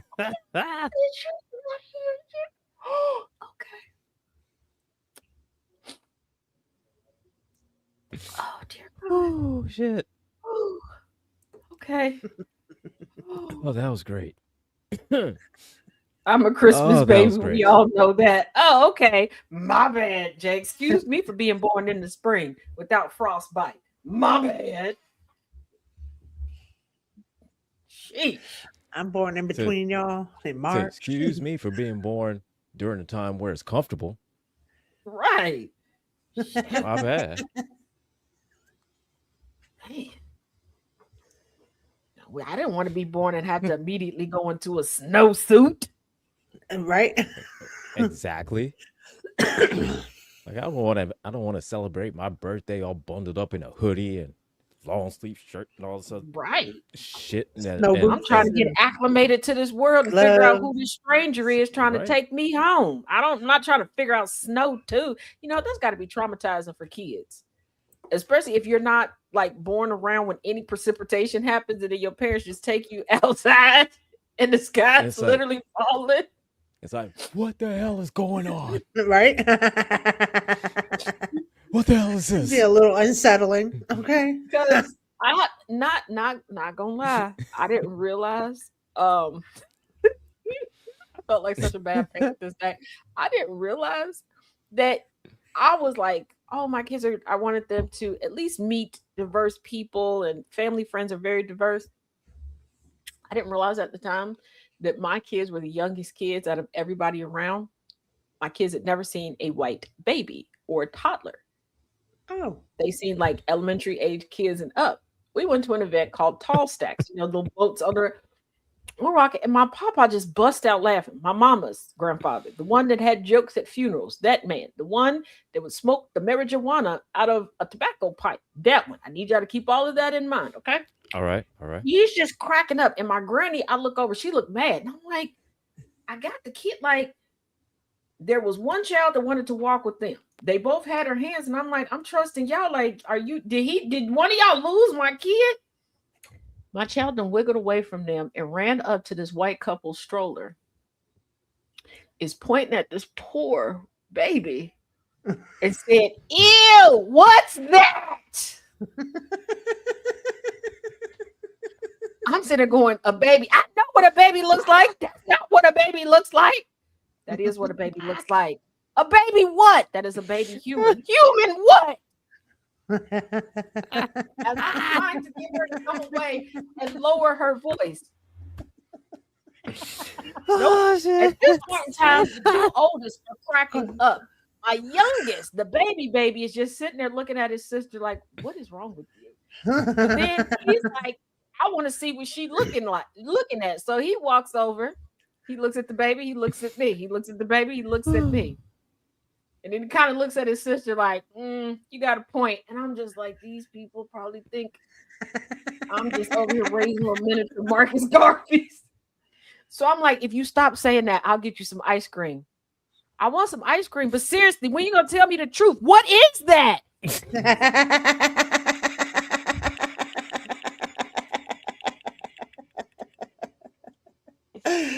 Oh, fucking hell. Oh, My damn. papa is not helping. He is still laughing. Okay, he's just cracking up laughing. My granny is not helping either, but she pissed. She's not stopping the laughter. She just mad. She just... And I'm like, you know what? I thought this was giving my kids a little culture with the people who gave me a little culture. I thought this was gonna go better. No. No. Now keep in mind, this is also my same grandfather that taught me well, back in the day, before we had the whole TSA situation, before we had 9/11, you know, sodas and juices and water on the plane is free, but you bring a little cash because you're gonna need a little dark liquor on the plane. And I was like, I'm flying on planes. He was like, you used to the small jets, you know, when we go just together. This trip, general public gonna be on here. And I was like, I have my children. And this is why I said get a buddy system so everybody has a kid. You're gonna need some dark liquor.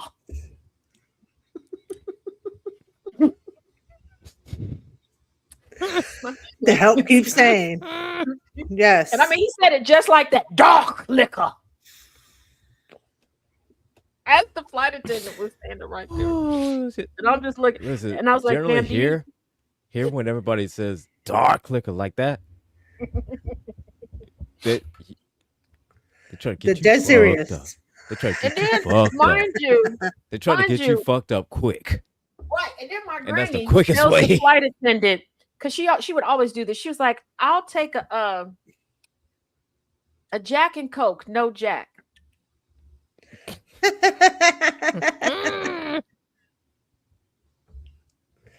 No Jack. Coke straight up. Now this was during my period of time where I was the way I am with Mountain Dew. I was this way with apple juice. So I was asking like, hey, do you have apple juice? Now you could still take certain things on, and I had like little containers, and this is when you could get like the kid version of apple juice. Now you get the apple juice and you got to water it down. There was a period of time where it came already watered down for y'all. Okay, my apologies, new parents. I don't know why they decided to complicate stuff for y'all. So I had that in the bag, and the one flight attendant was like, I was like, ma'am, that's kid apple juice. Like I gave her the look like it's kid apple juice, and then she caught it and she brought me like an apple juice. Oh, let me give you a regular one. Yeah, get the real juice. Let me get you a grown-up one. Yeah, and she was gonna bring it, and then she remembered I'm sitting next to Mr. Dark Liquor, my papa. So she put my apple juice on ice, and then that's when I realized what apple juice on ice looks like. Dark liquor. Dark liquor. And have you ever sat like you shared one tray? Because my youngest son is back when if kids were 2 and under, they could just sit on your lap on an airplane. Yeah. So my youngest son, he was sitting on me and he was turned around and he was asleep. So we were using my papa's tray. And I sat it down, not thinking, getting him the rest of the way to sleep. And I'm trying to look across where my other 3 kids were with other family members. Because I'm like, you know, yeah, they agreed to sit next to them on the plane, but still my kids, my responsibility. I go to pick up to take what I think is a good gulp of apple juice. You ever been accidentally drunk on a plane? I have. You ever had 45 minutes to try to sober down very, very quickly because you got to go through customs, and you can't go through customs drunk and smelling like liquor with 4 small children? Right. Yeah. So look, no, that's not fun. That was a that's setup. Not fun. And at this point, my kids were 10 and younger. Oh, you had your hands full. And when I tell you, first of all, I didn't know you could get instantly drunk. Okay, this is how green I was. Y'all think I'm green now? This is how green I was. Like when it hit, like when I felt it burning my throat. I was gonna say you felt the immediate warmth. And then it was, you know how like in cartoons, like you see the red come up the body. That's how it felt. And then My Yep. vision felt a little blurry. Yep. Thoughts were in my head. They were not coming out of my Yep. mouth. Yep. I'm thinking I'm having full conversations, like trying to explain what I'm feeling. Evidently, my mouth never opened. That was all inside voice. And then I just started rocking. Why did I start rocking? I don't know. I guess the rocking I thought was gonna like sober me. I don't know. To this day, I don't know why I started rocking. I just remember I just was like, no. Here's the thing. Twin. When you're drunk, sometimes you just do weird shit. Sometimes. Yeah. You just do. You just do. Yeah. For no reason whatsoever. And shout out to the flight attendant that had me drink a mixture of, I think it was like, I don't even know if they still Tab. I don't even know if they still make it, and black tea mixed together. It did the trick. Sobered you up. That's cool. It worked. Tab, and black tea. Doesn't sound appetizing. But Well, she told me it was black tea that she mixed in there. Thinking back, I don't know. I don't know. Look, listen here. Yes, Jay. Let me just come down naturally. You know what I'm saying? I don't know if I would try that. Let me ride this shit out. No. I was just no. I got through. Look, I got That's through not the customs. answer. So, no. I got through customs. We got everything. There's a different way. There's a better way. I got everything cool. We were cool. We were cool. And baby, listen. Yeah. After that, Mountain Dew. That was my conversion over to Mountain Dew. Mountain Dew on the way back. You know what you're drinking every time. Because you know. Yeah, because it was a completely different color. And actually, I was like, because I had an aunt that was worse than me when it came to Mountain Dew. And I remember like having Mountain Dew a couple other times. And I was like, oh, I like Dr. Pepper, but it would be very, very rare that I would actually like sit down and drink a Dr. Pepper. And I was like, because my papa, he was my buddy for this particular trip. He was like, I'll help you with the kids, him and my granny. Every time I looked, I don't even know if it was dark liquor in his cup, but I was like, our drinks need to look different. So I was like, we can't have a repeat. So we cannot do this. Every place that we went had Mountain Dew, because some people probably be like, well, why didn't you get orange soda? What? Every place didn't have it, but every place had Mountain Dew on the menu. Every place that we went, so I got Mountain Dew, and then I was like, I kind of like the taste of this, and then. She got all jacked up on Mountain Dew. Absolutely. Because there was one time we were at the beach and I guess the heat and the Mountain Dew. And I was like, ooh, I kind of like this feeling. I got a little fuzzy. I like caffeine. Caught a caffeine buzz. She was like, ooh, I like that. And see, and having a buzz like that at the beach is reckless. Okay. Lisette, I don't even remember what Tab tastes like, so I can't tell you if it's like Diet Coke or not. I know that I've had Tab more times. I think I've had it like a handful of times.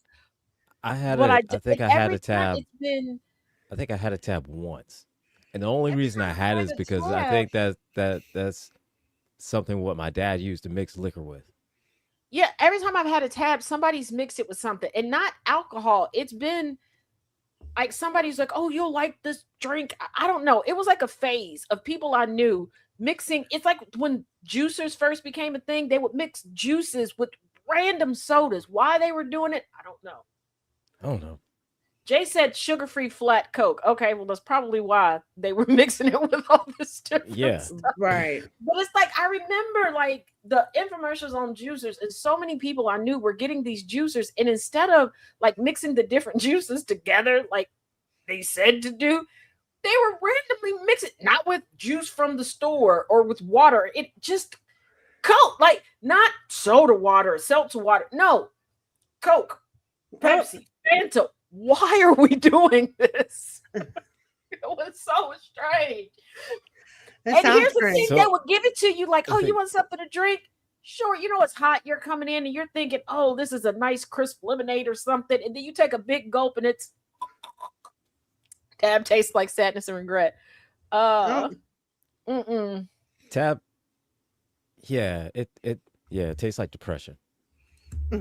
It sounds like it. Tab. Yeah. Tab. Yeah. I mean, now I will say I did used to like Tang, but I could only get Tang at my grandparents' house. I have Tang in my cabinet. Why did I like Tang so much? I don't know. But I would drink Tang at my granny and papa's house after I would convince my granny to go in the kitchen with me and make about a dozen homemade biscuits. Was this like to share with the family? Y'all ain't new here. All for Taz. All for Taz. Share. No. Hey, biscuits are good. So. Of Tang and a big old platter of. What the hell are you talking about? Share. Looking back, my what I used to do. Oh my! Sitting on like the front step in front of my granny's house. Yeah, I'm surprised nobody calls Cincitaz. Because I probably looked like nobody was feeding me real food with the stuff that I would just sit outside and do. Sitting on the stoop eating a tray of biscuits. Right. Like as an adult, sitting back Dew. thinking, I'm like, my grandparents must have told them, like, we got a strange little grandbaby. Don't pay her no attention. So yeah, she just off in her own world. And I'll be sitting out there with a journal or a book. And I mean picture cup, honey, jam, butter, and this, and I would stack the biscuits up like a tower. So just imagine you coming home from work and there's just this bite-sized girl. Biscuit towers everywhere. And because most people, they didn't go in and out of my grandparents' front door. So just imagine people would go through the garage. So I'm sitting there and you just see the garage door open and somebody come out. I can't imagine what people thought. They probably I was neglected. You know what? Posthumously, Granny and Papa, I'm sorry. Mom, not sorry. So yes, the beef with my mother continues. It wasn't too bad after the fifth one. Oh, yeah. All right. I don't know what is this? You know what? When I first saw this, when this one was sent to me, I didn't know what it was. I tried to read the little thing on it.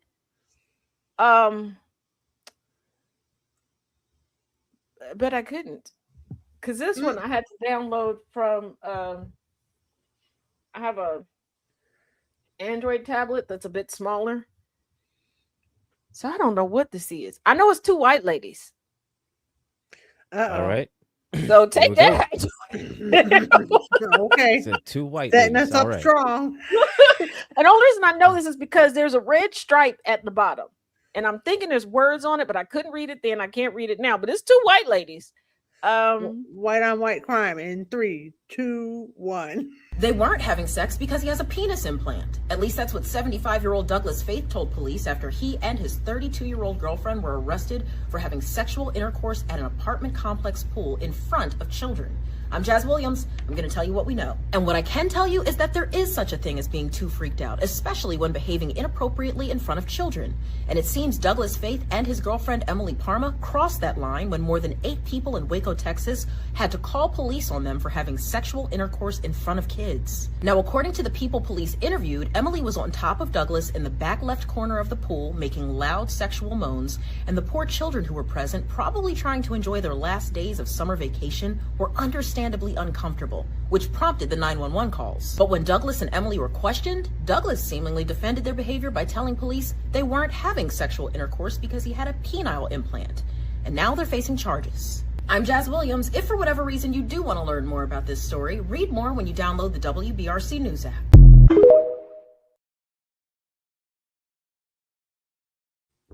He ran out of pee-pee. Okay, now I understand the note that was attached to that even more. No, I'm not downloading that app to the person who sent it in. I should have wrote your name down. Professor Moriarty, Tales of the Young Road. We'll pass. So no, he needed a PP extender. Okay. Okay, hold on. But wouldn't you get a PP implant so that you could have the Uchi Coochie Wally Wally? I don't.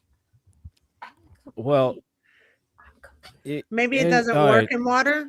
Here's the thing. It could be it's either A, to make it a little bit, bigger, or B, to get a little bit of assistance to perform. You know what I'm saying? Mm-hmm. So the implant is more than likely what it is. It's something to help him get it up. Okay, you know what? Infernal. Well, now we know the next Google search. Shut up, Infernal. You know what? I need my friends to stop. So, yeah, I'm a. But needless I'm to say, Google it right now here with y'all. Essentially, that's what it is. Essentially, that's what it is. It's something to help you get it confirm up. it. Because the only time I truly ever heard of an implant like that, there was one time where there was an individual who, member of the trans community, had a sex change. Mm-hmm. Lived as a woman for many, many years. Then, their words, not mine, got up one day and decided, nope, I want to go back. So they had to have an implant and a pump. Now, I'm pretty sure the pump thing isn't the way it used to be, because that was like in the 70s, early 80s. I'm guessing. I'm not the authority on this. And able to do things. Okay. A penile implant, a medical device surgically placed inside the PP to treat severe erectile dysfunction, featuring two primary types: inflatable devices. Sounds painful. And yeah, that is what that's what it says. Yeah, and semi-rigid rods. Oh, I don't even have a PP, but that sounds like that doesn't sound good either. Yeah. No thanks. It is typically considered a final option when medications or injections do not work. Wait a minute, y'all got injections? Injections? Oh, yeah. I would just have to walk around with the little tiny limp thing. I don't know if I could do all that. What? Oh, just picturing it. Listen, okay, now this could be an excuse if he just had it done, because for 4 to 6 weeks they can't do nothing. Oh, okay. It doesn't increase natural length, and the erect state may appear slightly shorter than the original. Oh, so it makes your thing look smaller. Oh. You would think it makes it look bigger. I don't know. Y'all going but the main thing is it helps you to get it up. Wait a minute, that reminds me when Nike put inflatables in their sneaker. Wait, that was a thing? Yeah, because people were pumping them too much and they were like exploding on their feet. Yeah. Okay. I remember the pump. I didn't know that was like the little pump things on. Yeah. People little tiny. Up, yes. Mm-hmm. Oh yeah, as if anybody listens to their doctor. But potential complications include. Okay. I really see why he said that. Like, oh, we weren't doing it. Potential complications include mechanical failure, infection, or skin erosion. So you could be doing it and then it could just, fall off, basically. Yeah. That is not what I thought. When I thought about the bionic man and the bionic woman, never thought about this aspect. But right. And you know what's sad is I used to know a woman who would do stuff like that because she thought that she thought it was a badge of honor to make it seem like her man would do her wherever, whenever, and she would like go over the top. And a lot of times, this man wouldn't be doing that. Like there was one time we were out and about. You could see between them standing. Okay, like clearly, I could take my glasses off and see that there was a lot of space. And she doing the most. That this man would just bend you over. We're at a food truck festival, ma'am. This don't be put out. This is not the time nor the place. No, please put your Cuda biscuit away. I act like I didn't know her because I was like, I've been standing in this funnel cake line for 15 minutes. If I get put out before I get this funnel cake, I'm knocking everything over, starting with her. It's like I'm gonna whoop your ass. If you get me kicked out of here before I get a phone, I will whoop your ass, bitch. Yep, injection because of ED, prostate removal, or nerve damage. You know, okay.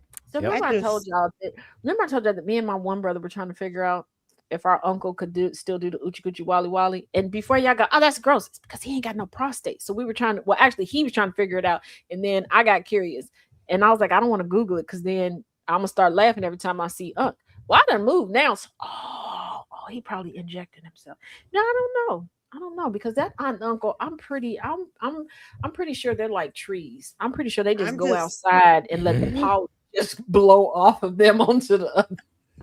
All I can picture is the needle and the penis, and I'm like, nope. I mean, they kids is like a decade apart. I don't think they like the Uchi Wally Wally. I think they legitimately just like to pray together. The family that prays together. Oh shit! Professor, go gadget PP. Okay, my bad. That was a man and a woman. I thought it was two white women. Sorry. Oh, yeah, I just caught that. Again, my apologies up front. So listen, I'm still stuck on Go Gadget PP. I mean. Like the pump up one? What that? Like, where are you pumping it from? Like, is there like a hose that's attached to it, or is there like a little button that they just install and you just push on the? Well, it's like a little thing that you push, like a little button thing, but they insert it into the scrotum. Wow. So when you pump it, you actually like pumping it within the scrotum, and you're doing that. Damn. Now, there was one time, this was pre-HIPAA days. I got a call when I was working at the hospital. And there was one nurse that I tended to work with a lot. And she called me. I mean, I thought she was crying. I thought like somebody on the staff, something had happened because I thought she was like sad crying. So I'm panicking and I'm like, oh my goodness. Now my granny retired from working at the hospital and I was at her house. Of course I was. And she tells me, she was like, if you're getting a call at home, ain't nobody died. She's like, they're not going to call you at home. She was like, they'll beep you for it, or they'll wait till you get to work, and then they'll tell you your coworker died. I was like, that's not true. When she calmed down, they had treated somebody in the ER who took a bicycle pump and thought that they could. With the needle, to kind of just, pump themselves up. Yep. The hoe was in the pool. Yeah, see, Inferno, with her being in the pool with him, I wonder if she was in because I could be wrong. This is what it sounds like to me. Because I've lived in an apartment that had like a pool, and the politics and the craziness that goes on is ridiculous. There are women that will act like they doing all sorts of salacious things with their men in the pool, like to try to make you feel jealous. If their man looks at you like, girl, he don't really want you. He want me, girl. We don't want him. He got 1.5 and 3.5 pieces of hair and a scoop of brain just stuck to the back. You got him. Please do not release him into the wild. And they would do stuff like that, like be in the pool making. But see, you ask him, he's like, all these girls want me. All these bitches here want me. Because I've been at the pool with my kids and people start making noises. My kids like, what's going on with her? She's special. Sometimes special people communicate that way. Right. It's okay. Like, I'm not about to explain to them that they pumps into bumps. Yeah, Tiny, that's definitely pumps into bumps.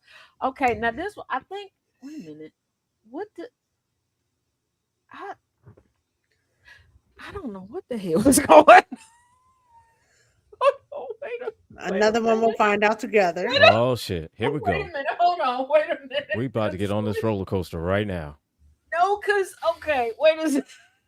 Because I want y'all, everybody who can see this, I want y'all to take a guess. Because I'm about to, hold on. Wait a second.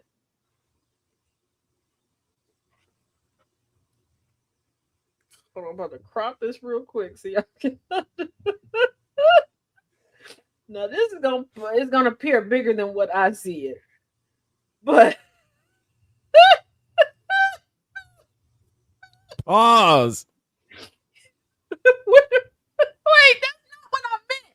That's shit. That's pause. What? Hold y'all. I get it's coming from a very innocent place. Not what I meant. Okay, hold on. Okay, I gotta get it to both places. Hold on.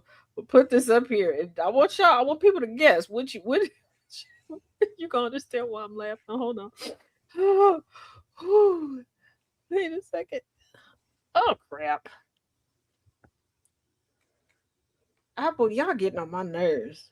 Not registering stuff as pictures. Oops. There we go.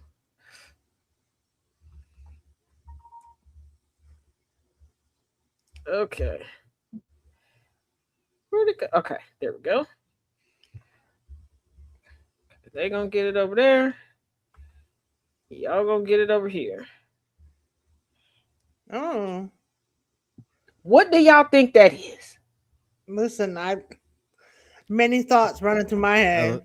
Looks like some diabolical shit we about to see. Right. Looks like something diabolical. Right. That is and like I said, that's blown up. That's bigger than how I see it over here. So this is okay. Here we go. Hey friend, I heard you need the national therapist help to get through something. Well, friend, I'm here for you. Friend, what is it? I married my brother and we had 2 kids together.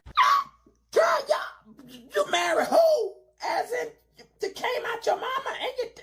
We are a family, like a giant tree. What? Did you just let fly out your ignorant...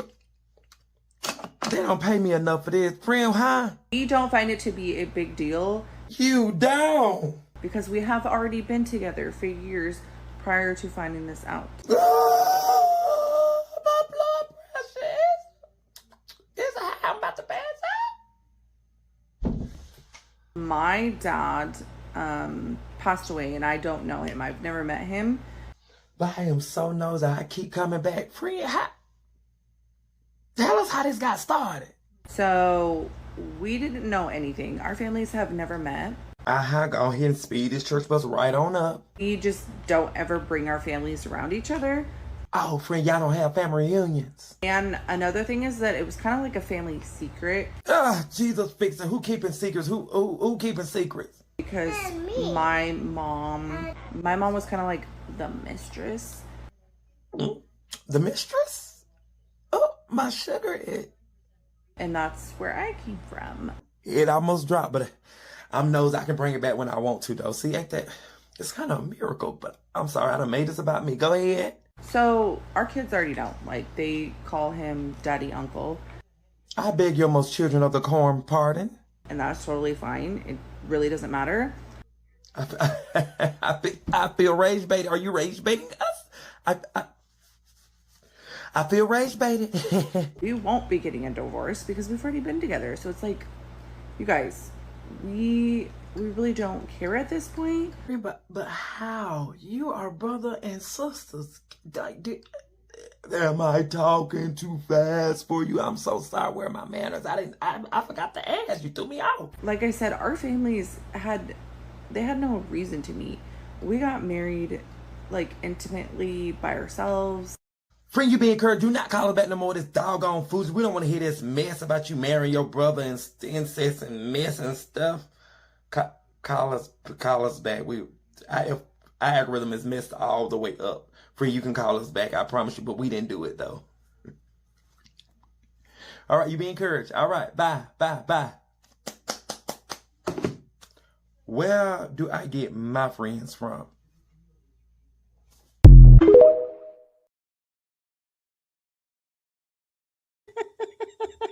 Y'all need, you know what? Y'all need this journal.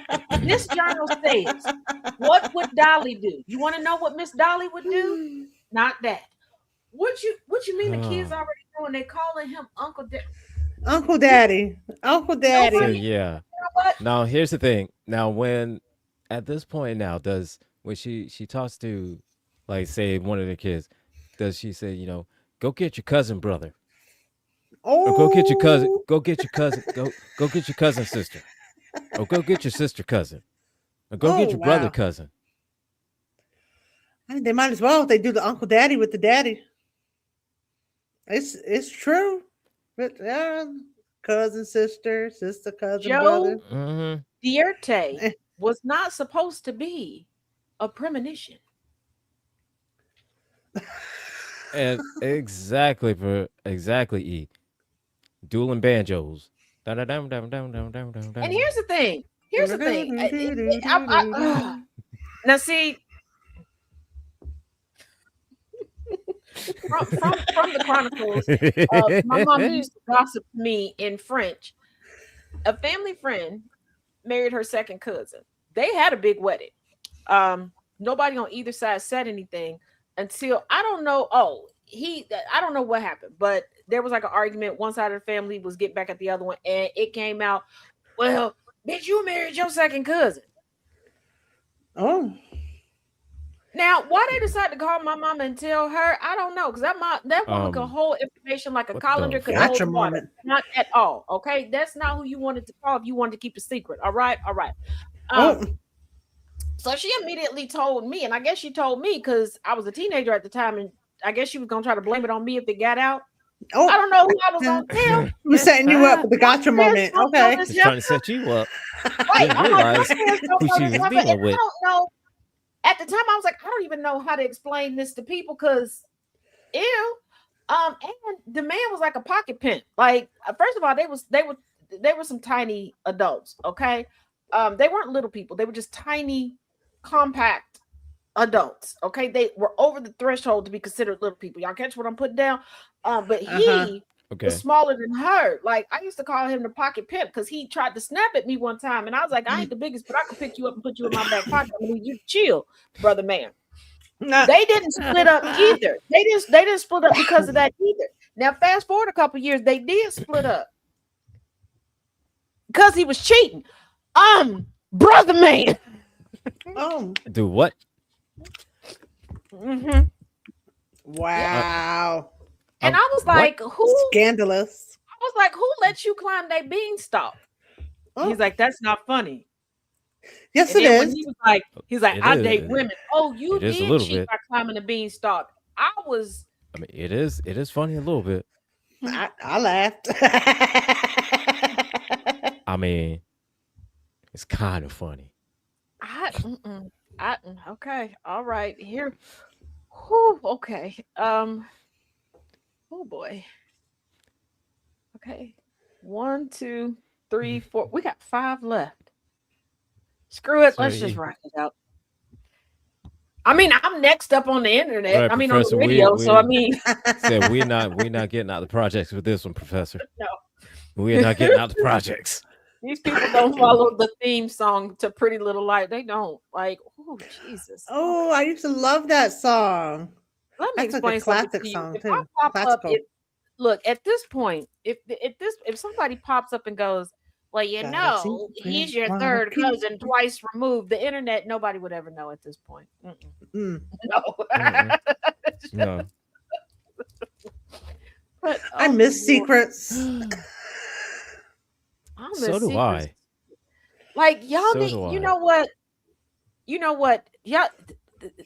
Y'all need a good advice column.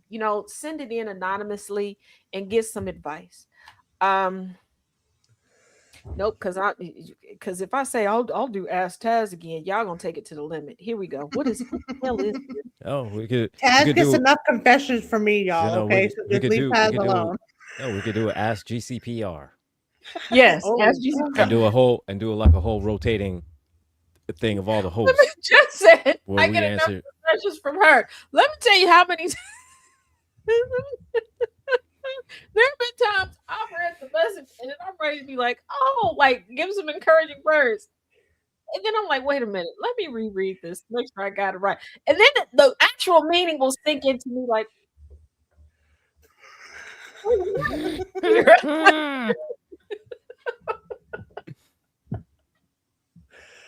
Oh, I'm sorry.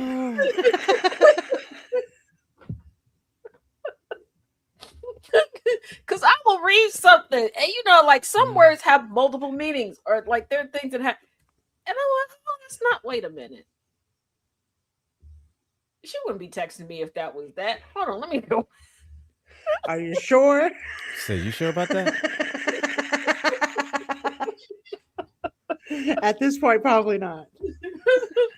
Come on. Then I'm like, wait, and then it's her, and then my other friend, Divine Words. The crazier it is, it'll be the both of them back to back. And I'll freeze for a minute, like, oh shit. I'm not the voice of reason here. Why they telling? They're not asking for like a solution because I don't have one. I'm about to make this worse. Yeah, see, Lisette says that's a good idea. Can you divorce your sister? I guess not. I mean, Secret was mid-tier deodorant. Well, I mean, when you say divorce, like divorce from marriage or divorce from the family? That would be like an annulment. And what if, else? Remember the kid that sued to be able to divorce his parents? If you can divorce your parents, you can divorce a sibling. Speaking of which, let me look up I suppose so. I need to. You know what? I got a sibling. I need to. I got a sibling. I need to divorce. We had a good run. It's time to end this shit. Start the proceedings. I tried to tell my daddy that I have a theory. I told my daddy I have a theory regarding a family member, their wife, and a different family member. But I was like, I don't want to believe in that. I said, Daddy, when you sit me down, if the only person I'm throwing a birthday party for is not my spouse and it's their sibling, he was like, yeah, I would wonder why you messing around with them. Exactly. There you go. Point made. Hello. Like a copy lami, just. I'm like, he was like, no, she's throwing birthday parties for her husband one time, almost 30 years ago. Like one time. And technically, she didn't throw the party. I did. Oh. And I got asked to throw the party by the birthday person because they wanted a party. And I was said they asked you to do it because they wanted a party. And I was like, okay. And they were like, oh, well, I also want to go to the movies. And they were like, I also want to go to the movies. And my wife is going to take me to the movies that day, but I also want a party. So I'm like, okay, I'm helping out. She's handling the whole. And I'm thinking like movies is like him, his friends, their spouses. No.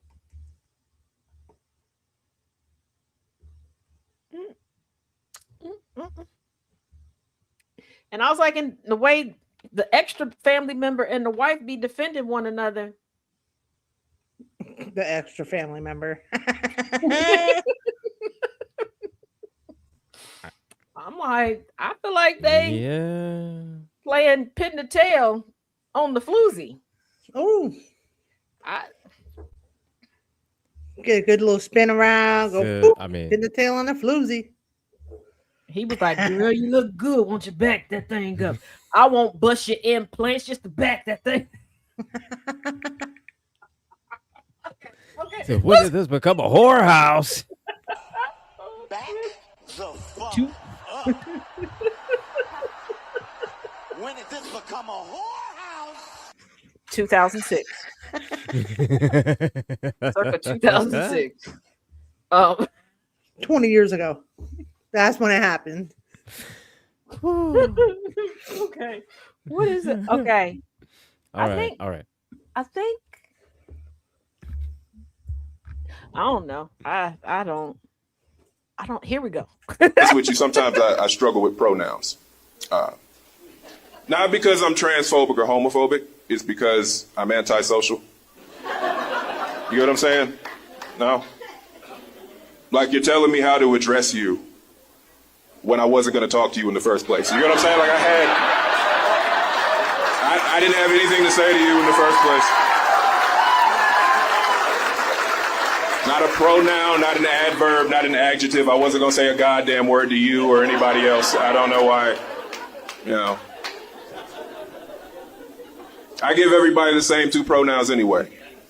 Nigga and motherfucker. I call everybody one of those two things. This nigga, that nigga. This motherfucker, that motherfucker. If I need to be plural, these niggas, those motherfuckers. If I need to get specific, that Asian nigga, that white motherfucker. You hear what I'm saying? Like I just...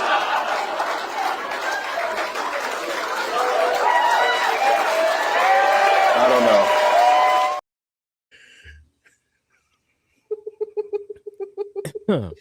I felt that when he was like, I wasn't gonna talk to you. That's what I was. That I mean, that spoke to my soul. Talk to you anyway. That spoke to my soul. You know. Okay, is it just me? There's somebody Has telling anybody me else- how to address him when I was never going to talk to him. But is it just me, or has anybody else like text a friend or a family member to avoid having to talk to people in public? Like if you just got your head down to the phone, like you notice ain't nobody gonna say nothing, right? Mm-hmm. You just fake phone a friend. Oh yeah. Mm-hmm. Like I will put okay, good Jay. I will put an earbud in or like put my headphones on and start looking down at my phone as to it. Mm-hmm. That's the big leave me alone. Don't speak to me. I'm not speaking to anybody right now. Now I will say when I was going back and forth, sometimes it didn't work. There was the one infamous time I got to the point where I called Chaos like, hey, had him on video chat. The person just kept talking, bruh. Like, And he ain't all up in the convo with you and Chaos. it's just not leaving. in the Uber, and I'm like, put the headphones on, call somebody, please don't type. And they kept, where are you going? To hell? So where are you going? Oh yeah, hell and back. Well, how long is it? Well, how long you been? What you got it? How did that? You shut the hell up. Yeah, one person was like, Just- oh, you just shut seem, the hell up. I like your style. You seem pretty nice. What are you into? Eating people. Oh, I had to get him to shut up real quick. Eating people.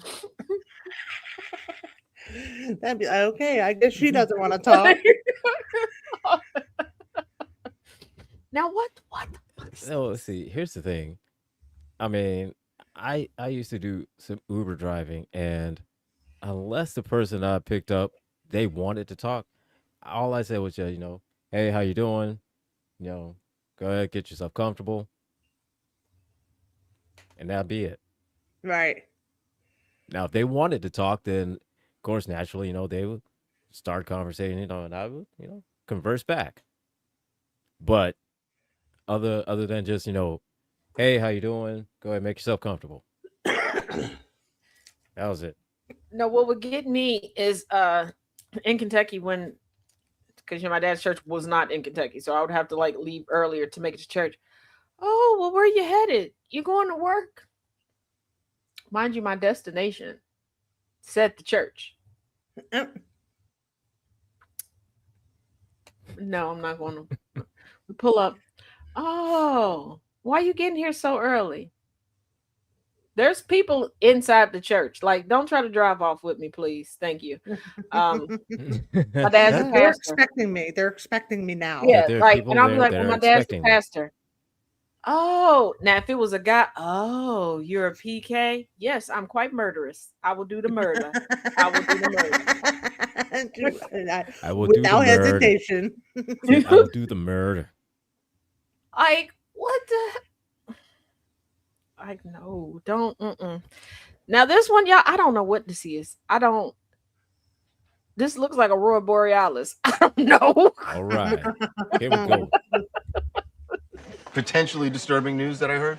Oh man. That you are getting back in a boxing ring. Absolutely. This is a this is a terrible idea. I You know what, really everybody's thought telling it me was that. going to be a one-off, and you know what? You did it. That's it. So I thought that would be. I mean, for people who don't know, you tried. it did not go well. It didn't go. It went well. No, it didn't. Well, Ray, you got did not knocked go out. well. Listen, the fight didn't go well, but the opportunities that exist after. Okay, that's fair. And now you've Okay, got so if you're doing opportunities it just for- other than boxing. Yes, but you can't go out like that. Yes, you All right. can. You can. So You can't- August you can't go 15th. out Do you like know? Do you that. know? Do you know? Do you know how many the boxing world is riddled with people who say one more, And they one stay more. too long. And they stay too long. Yeah. Stay and one I was in the fight too hospital long. for 4 days. Right. Why are See, you doing well, this? I just You want to be in like, hospital for 5 days? Well, Is that listen, what- maybe one more time. No, I'm actually serious. I care about you. Thank you, but I think, listen, I'm never going to underestimate anybody anymore. Mm-hmm. Orlando Brown might be an outstanding fighter, but I feel like, I'm 45. This is the How end. old is he? I think he might be pushing 40, maybe. Oh. But he's definitely over 35. If it doesn't go well, are you going to say the same thing now that you need to do it again? I need an answer to that. Well, if 45,000 people want to see me after this fight because it was so bad, then I'm going to have to take the deal. Oh, is this your plan? Right? Is that, Like, you just you know, go in and have a terrible horrible fight so idea. that people will want to see another one? Well, I mean, listen, I didn't think anybody wanted You to went. see me. You were in the hospital for 4 days. Yeah. And this is serious stuff when you get. And shout out to the Mountain View Hospital. They really took care of me. Okay, but when you have to Okay, shout out dude, hospitals, when your sponsor, this is when you're when your shouting out sponsor hospitals is a wheelchair company. This is that's why not good, you should bro. not be doing this. Well, the Mountain View took care of me both times I got sick. So the second time I went in, it was almost like I was just checking back in. God. Like to a hotel. Okay. So, I'm scared. It's I'm clear excited, we though. can't convince you. 15,000 people, State Farm Arena. I'm a real boxer now. So, are you not training? yet. Are you training? Oh, absolutely. How much a The day? gut is gone. How much a day? I'm sucking it in. No, not the no. gut. How much training are you doing a day? I'm doing at this point. I'm gonna go to Cancun. I'm gonna do another 10 days there. And then Well, when does the training start? training's happening In Cancun? Well, no, I've been training with Dean and AB every day. So you're going to Cancun on vacation? No, this is a strictly. This is strictly for training. This is the final training going. You're not into going to go to any Cancun clubs? No, I'm gonna stay in the bed. Just going to stay in bed, right? I'm gonna Just do to the gym? Train, bed rest. Right. Train, bed rest. No clubs. Nah, the clubs will come to us. Okay. Oh. Yeah.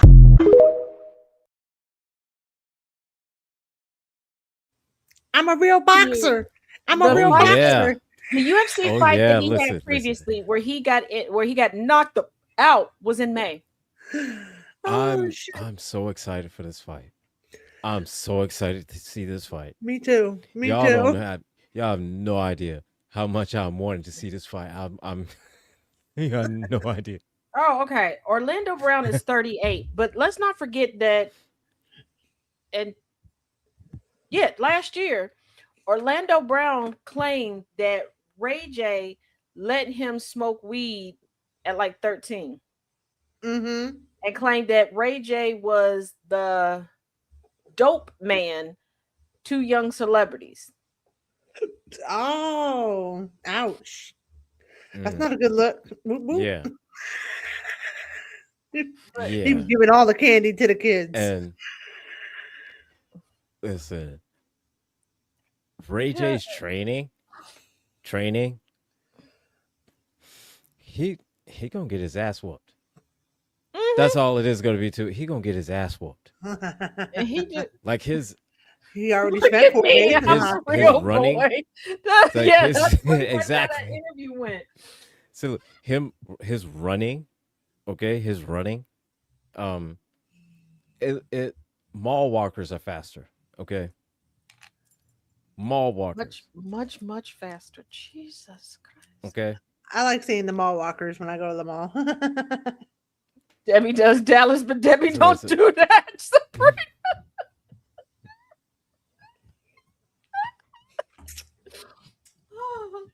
You know, Oh shit! But oh my he god, wants to leave this world boxing. Yeah, he does. Oh my goodness. All right. You know what? and then what killed me is he called himself one of the young fighters. Motherfucker, you are 45. 45. You are not young. He's Stop older that than shit. me. Stop that shit. You know what? You will. Lord have mercy. Okay, you know what? Oh yeah, listen, he's gonna get hurt. He's so hurt. He's gonna get hurt. Okay, I'll do one more because the other two are like over 5 minutes, so I'll save those. I'll probably do those. I'll do those at the end of Monday. Y'all can come back and join at the end of Monday if you want. But this one, Okay. it says it's All less right. than 2 minutes. I don't know what the hell this is. What is this? We'll find out together. I don't. Yeah, I'm not gonna guess on this one because I thought the last one was a report.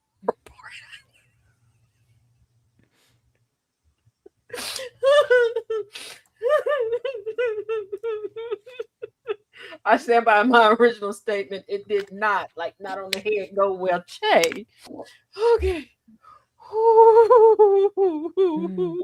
Okay, here we go. I don't know what this is. Here we go. Hey y'all, I'm the coon hunter. And you wonder why I'm in the big city? Cause I'm hunting coon in the city. And this one of the biggest coons of them all, the Tatum coon. The Tatum coon can't stand black folks, but he always there where black people are having a good time. But black folk can't stand his ass. I hate him. I hate him too, son. Every time he gets on his podcast, he destroys the community. Don't let black folk be trying to do something positive and come together as a community. The Tatum coon can't stand that. I mean, fuck this nigga. And soon as we think he's gonna say something on our behalf, he lets us down. Fuck him, fuck him. And now this sumbitch be on TV. Black folk are perplexed. The Tatum coon got a lot of money though. He's always online saying fuck a nigga. And wherever he feels there injustice towards whites, he's gonna be right there cooning. Why the fuck this nigga in our city? I can't stand that motherfucker. Fuck him. He make my balls itch. Oh shit, mine itching too. I mean, everyone was fed up with this dude. And that's when they made that call. I mean, everyone. I mean, that nigga just be up here talking that bullshit. Yeah, can I speak to the coon hunter? I got a coon problem. My phone was ringing off the hook, and I was happy because rent was due. Hello? Oh, hey, I'll do it for full price. So that's why I'm in the city, and I'm on a hunt, and I think I see my prey. Uh-huh. Run, motherfucker, run! Talking about we shine you. Shine, motherfucker, shine! I believe. That's all, folks.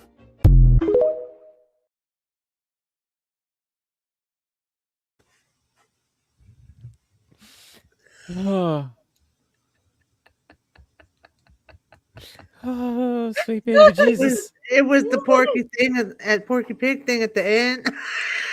Sweet baby Jesus. My balls is too. Yes. Oh my goodness. Oh, shit.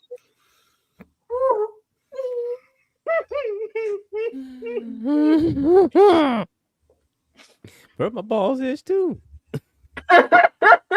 He said, I'll do it for full price. Full price. He said, I'll do it for full price. Oh, shit. I'm happy because Rent dude, yeah.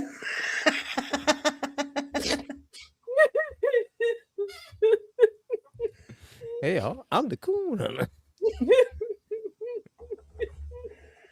That's why I'm in the city. Oh, good Lord. Shit.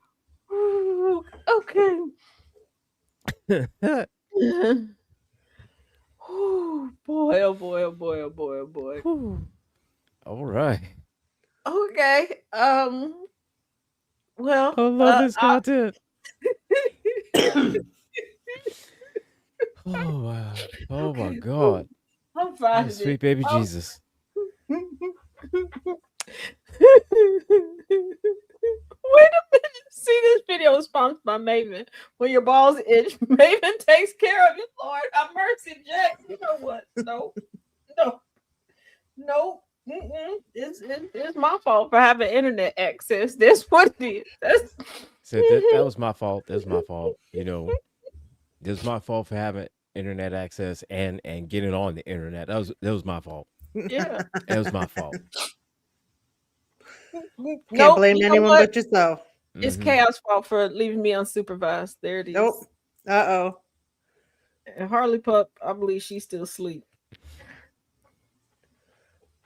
It was slightly her fault too. Yep. So it's mostly Chaos' fault because he knew. Yeah, he knew. And yet and still. Although I question Chaos, I don't feel like he should have his phone sometimes too. He I definitely rarely should have his phone. He rarely should have his.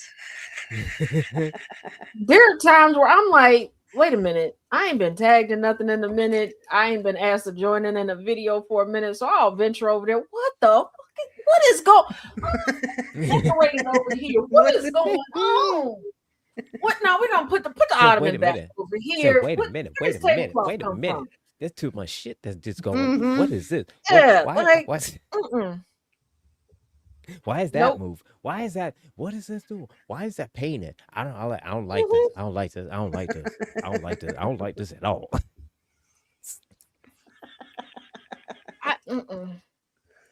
Nope. No, and then I know when it's really gotten bad when all of a sudden I'm getting a whole lot of notifications because he's in my comment section. Oh, what did you do? Let me put my shoes on and go over next door. What did you do? You don't be over here like that, Pippin. What did you do? Sir. But he put up on this day. Jesus Christ. This confirms that some of y'all don't pay attention to nothing. First of all, his beard is clearly got way too much black in it. Oh, number one. Number two, y'all, you gonna get in trouble. You for what? For what? Calm down. Some of y'all be. Calm down. You need Jesus. You do. Look at the date. And I just laughed. He in the comment section going, that was 3 years ago. If they can't subtract, I don't know what to tell them. I mean,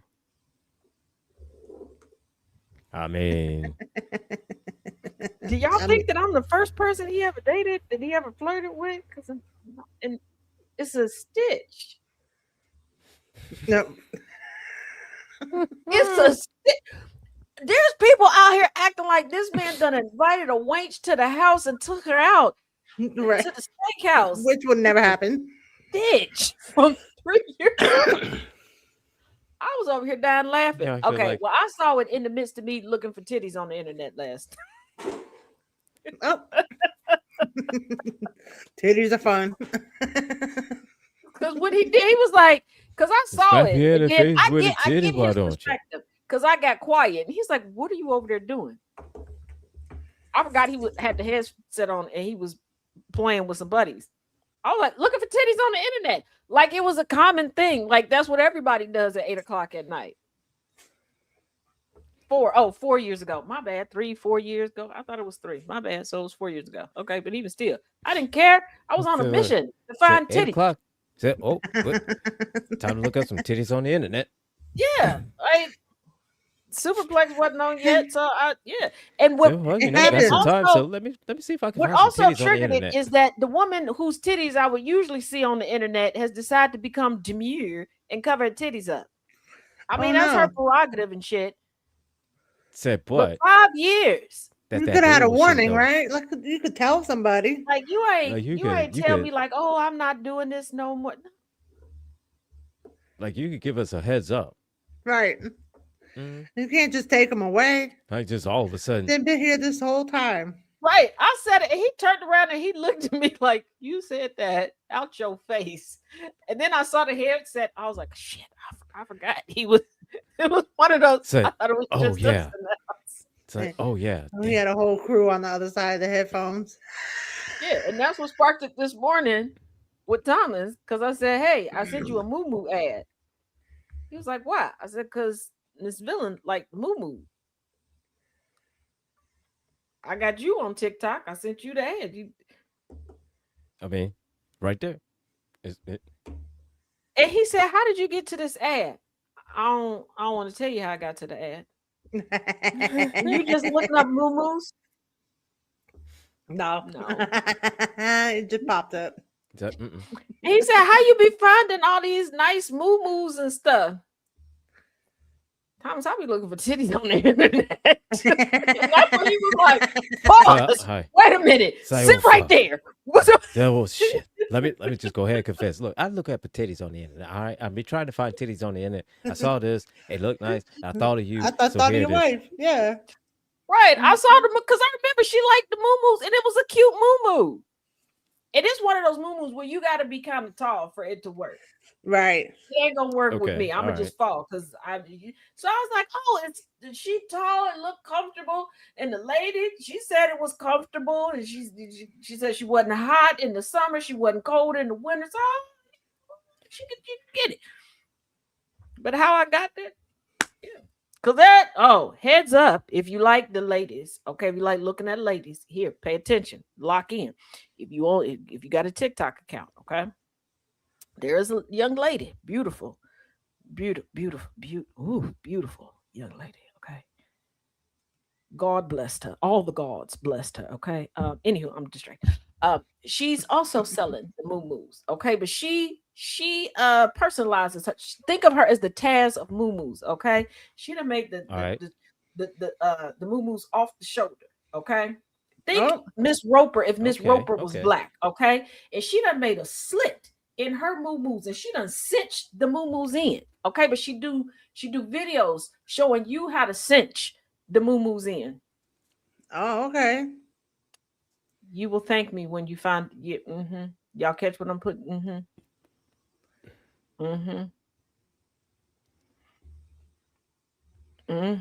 Thigh meat. I was just gonna say you can see a little bit of the leg meat, the thigh meat. Thigh meat, and in one video, motherfucker. I'm pretty sure an areola made an appearance. Oh, I don't know. I'm gonna look at it like 600-700 more times, and I'll be able to tell y'all. Big tit ass hit me in the face with a titty. Yep, see?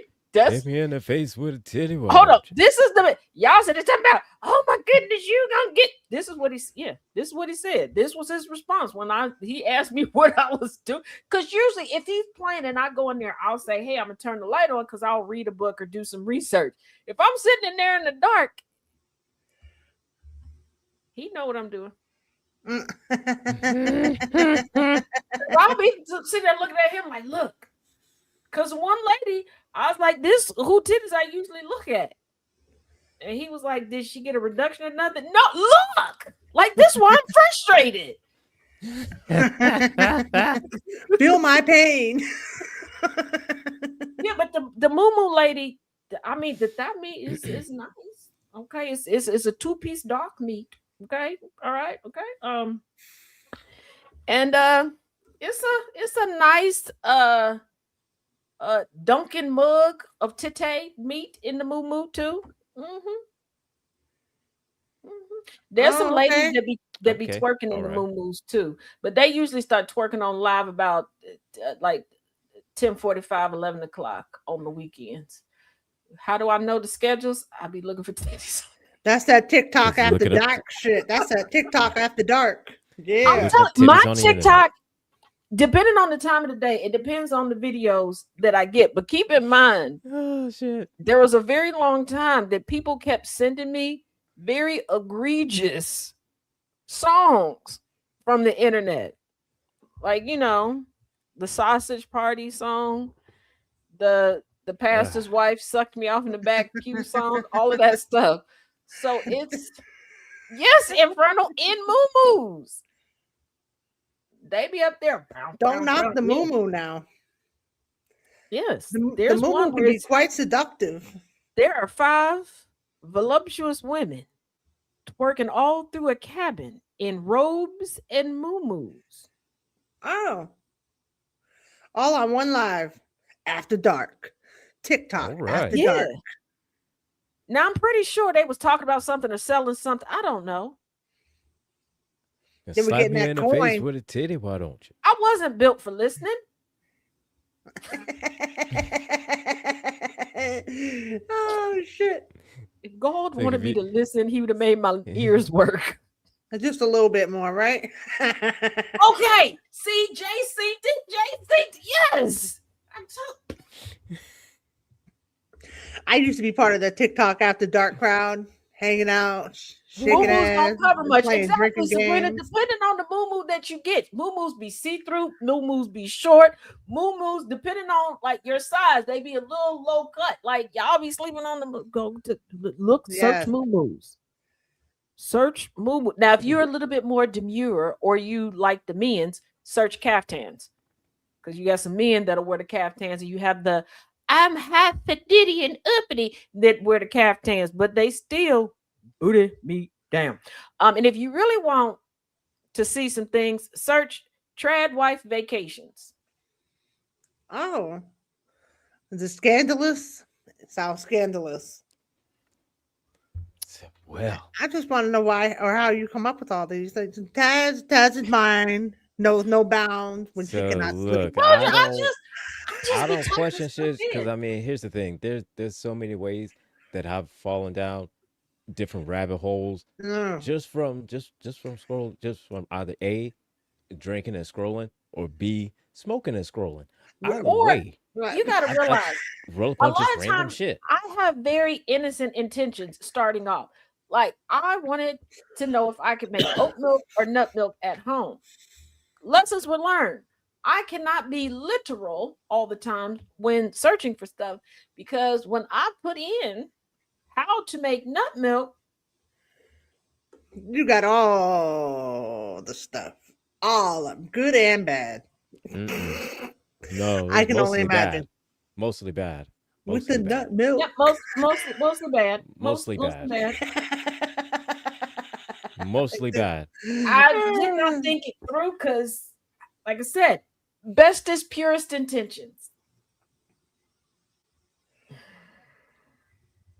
Curveball right to the face. Okay, that You was you didn't see that one coming. My bad. That was a pause. I didn't think. Okay. Well, thank you all again for joining me. I guess since we got those 2 long ones, the ones that didn't make today, don't send no more for Monday. I will take the rest of those and combine them with the ones we have left, and we'll do a part 2 on Monday. Okay. Cool. I'm there. Cool. Raggedy in the comment. Don't I swear for God. I swear for God. You know what? You know, if you do, here's the thing. If you do, you better also Cash App, Venmo, PayPal $10.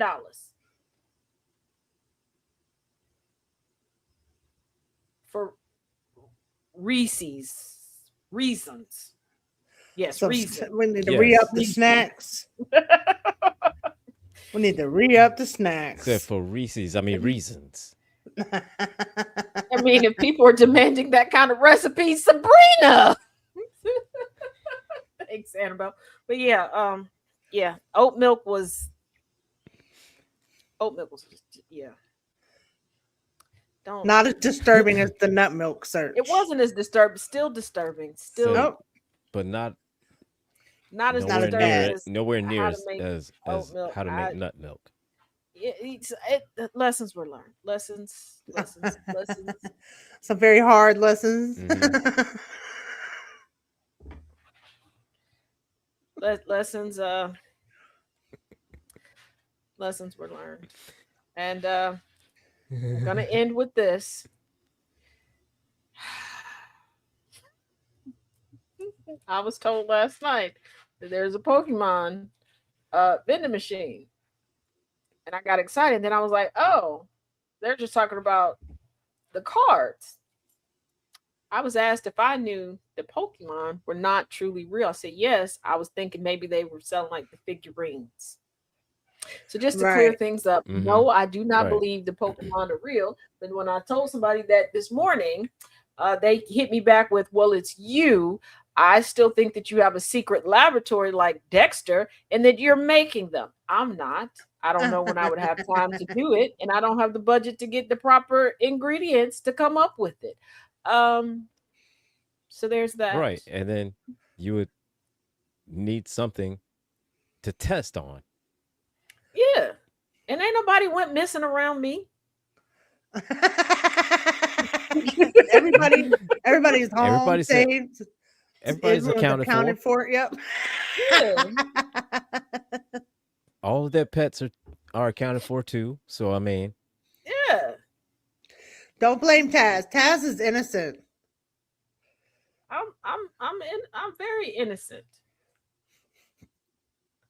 Okay.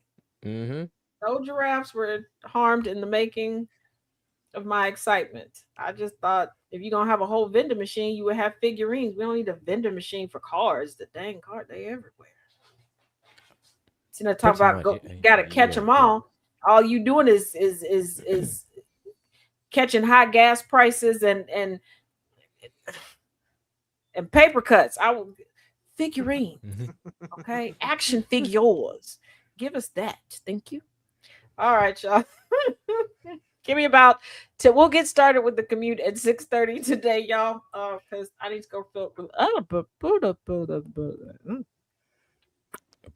You can talk. You can talk. I need to go refill my water cup. And somebody is in there acting like she's outside the door. Crying. I don't know if y'all can hear her not whining, looking at me, because that's what she do. So we're gonna see if she got to go potty. I highly doubt that she does. But thank you to my lovely co-host for today. And as always, you know, we're gonna switch up on Fridays. On Fridays, I'm gonna need y'all to touch indoor grass yourself or somebody else. Shake the cobwebs off. Work, Sonora. Work your body line so that you don't work my mental bottom line. All right? Let the church say, don't try that shit. Amen. Don't try that shit. Hey, Harley, go to sleep. Nanny said go back to sleep, Harley. Oh, okay. She just turned her head. Okay. DJ said, hi, Harley. Oh, she left. Oh. Okay. Harley's tired of your shit. Yeah, Harley's just tired of everybody's shit. Yeah. Well, plus, there's a rather fat raccoon in the back. And I told her that this morning that if I see the fat raccoon out there when I take her to go out, I'm closing the door and she the sacrifice. Okay, you know. Things were said. I'll take that on the chin that I told her I was willing to sacrifice her. But do I look like I could fight a big fat ass raccoon? I don't. I know I don't. Am I gonna try? No. Okay.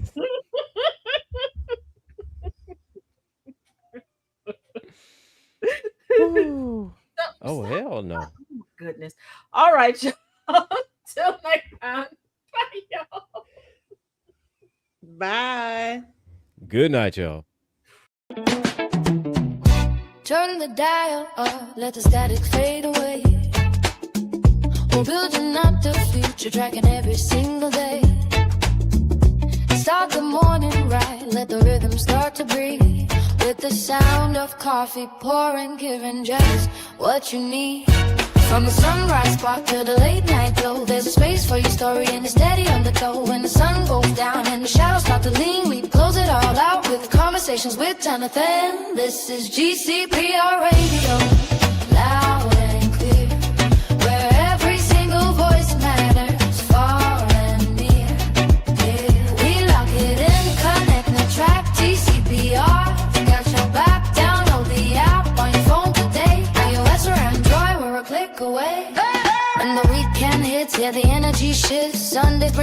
with a couple of gifts. The Kennedy effect gives us the hard-hitting news, breaking down the facts, clearing out the blues. Then Angry and Gambit step right into the zone, rule them the position on the microphone, tell you what to watch, what's a hit, what's a miss. Then it's the villain's view for their random commentary bliss. This is GCPR Radio.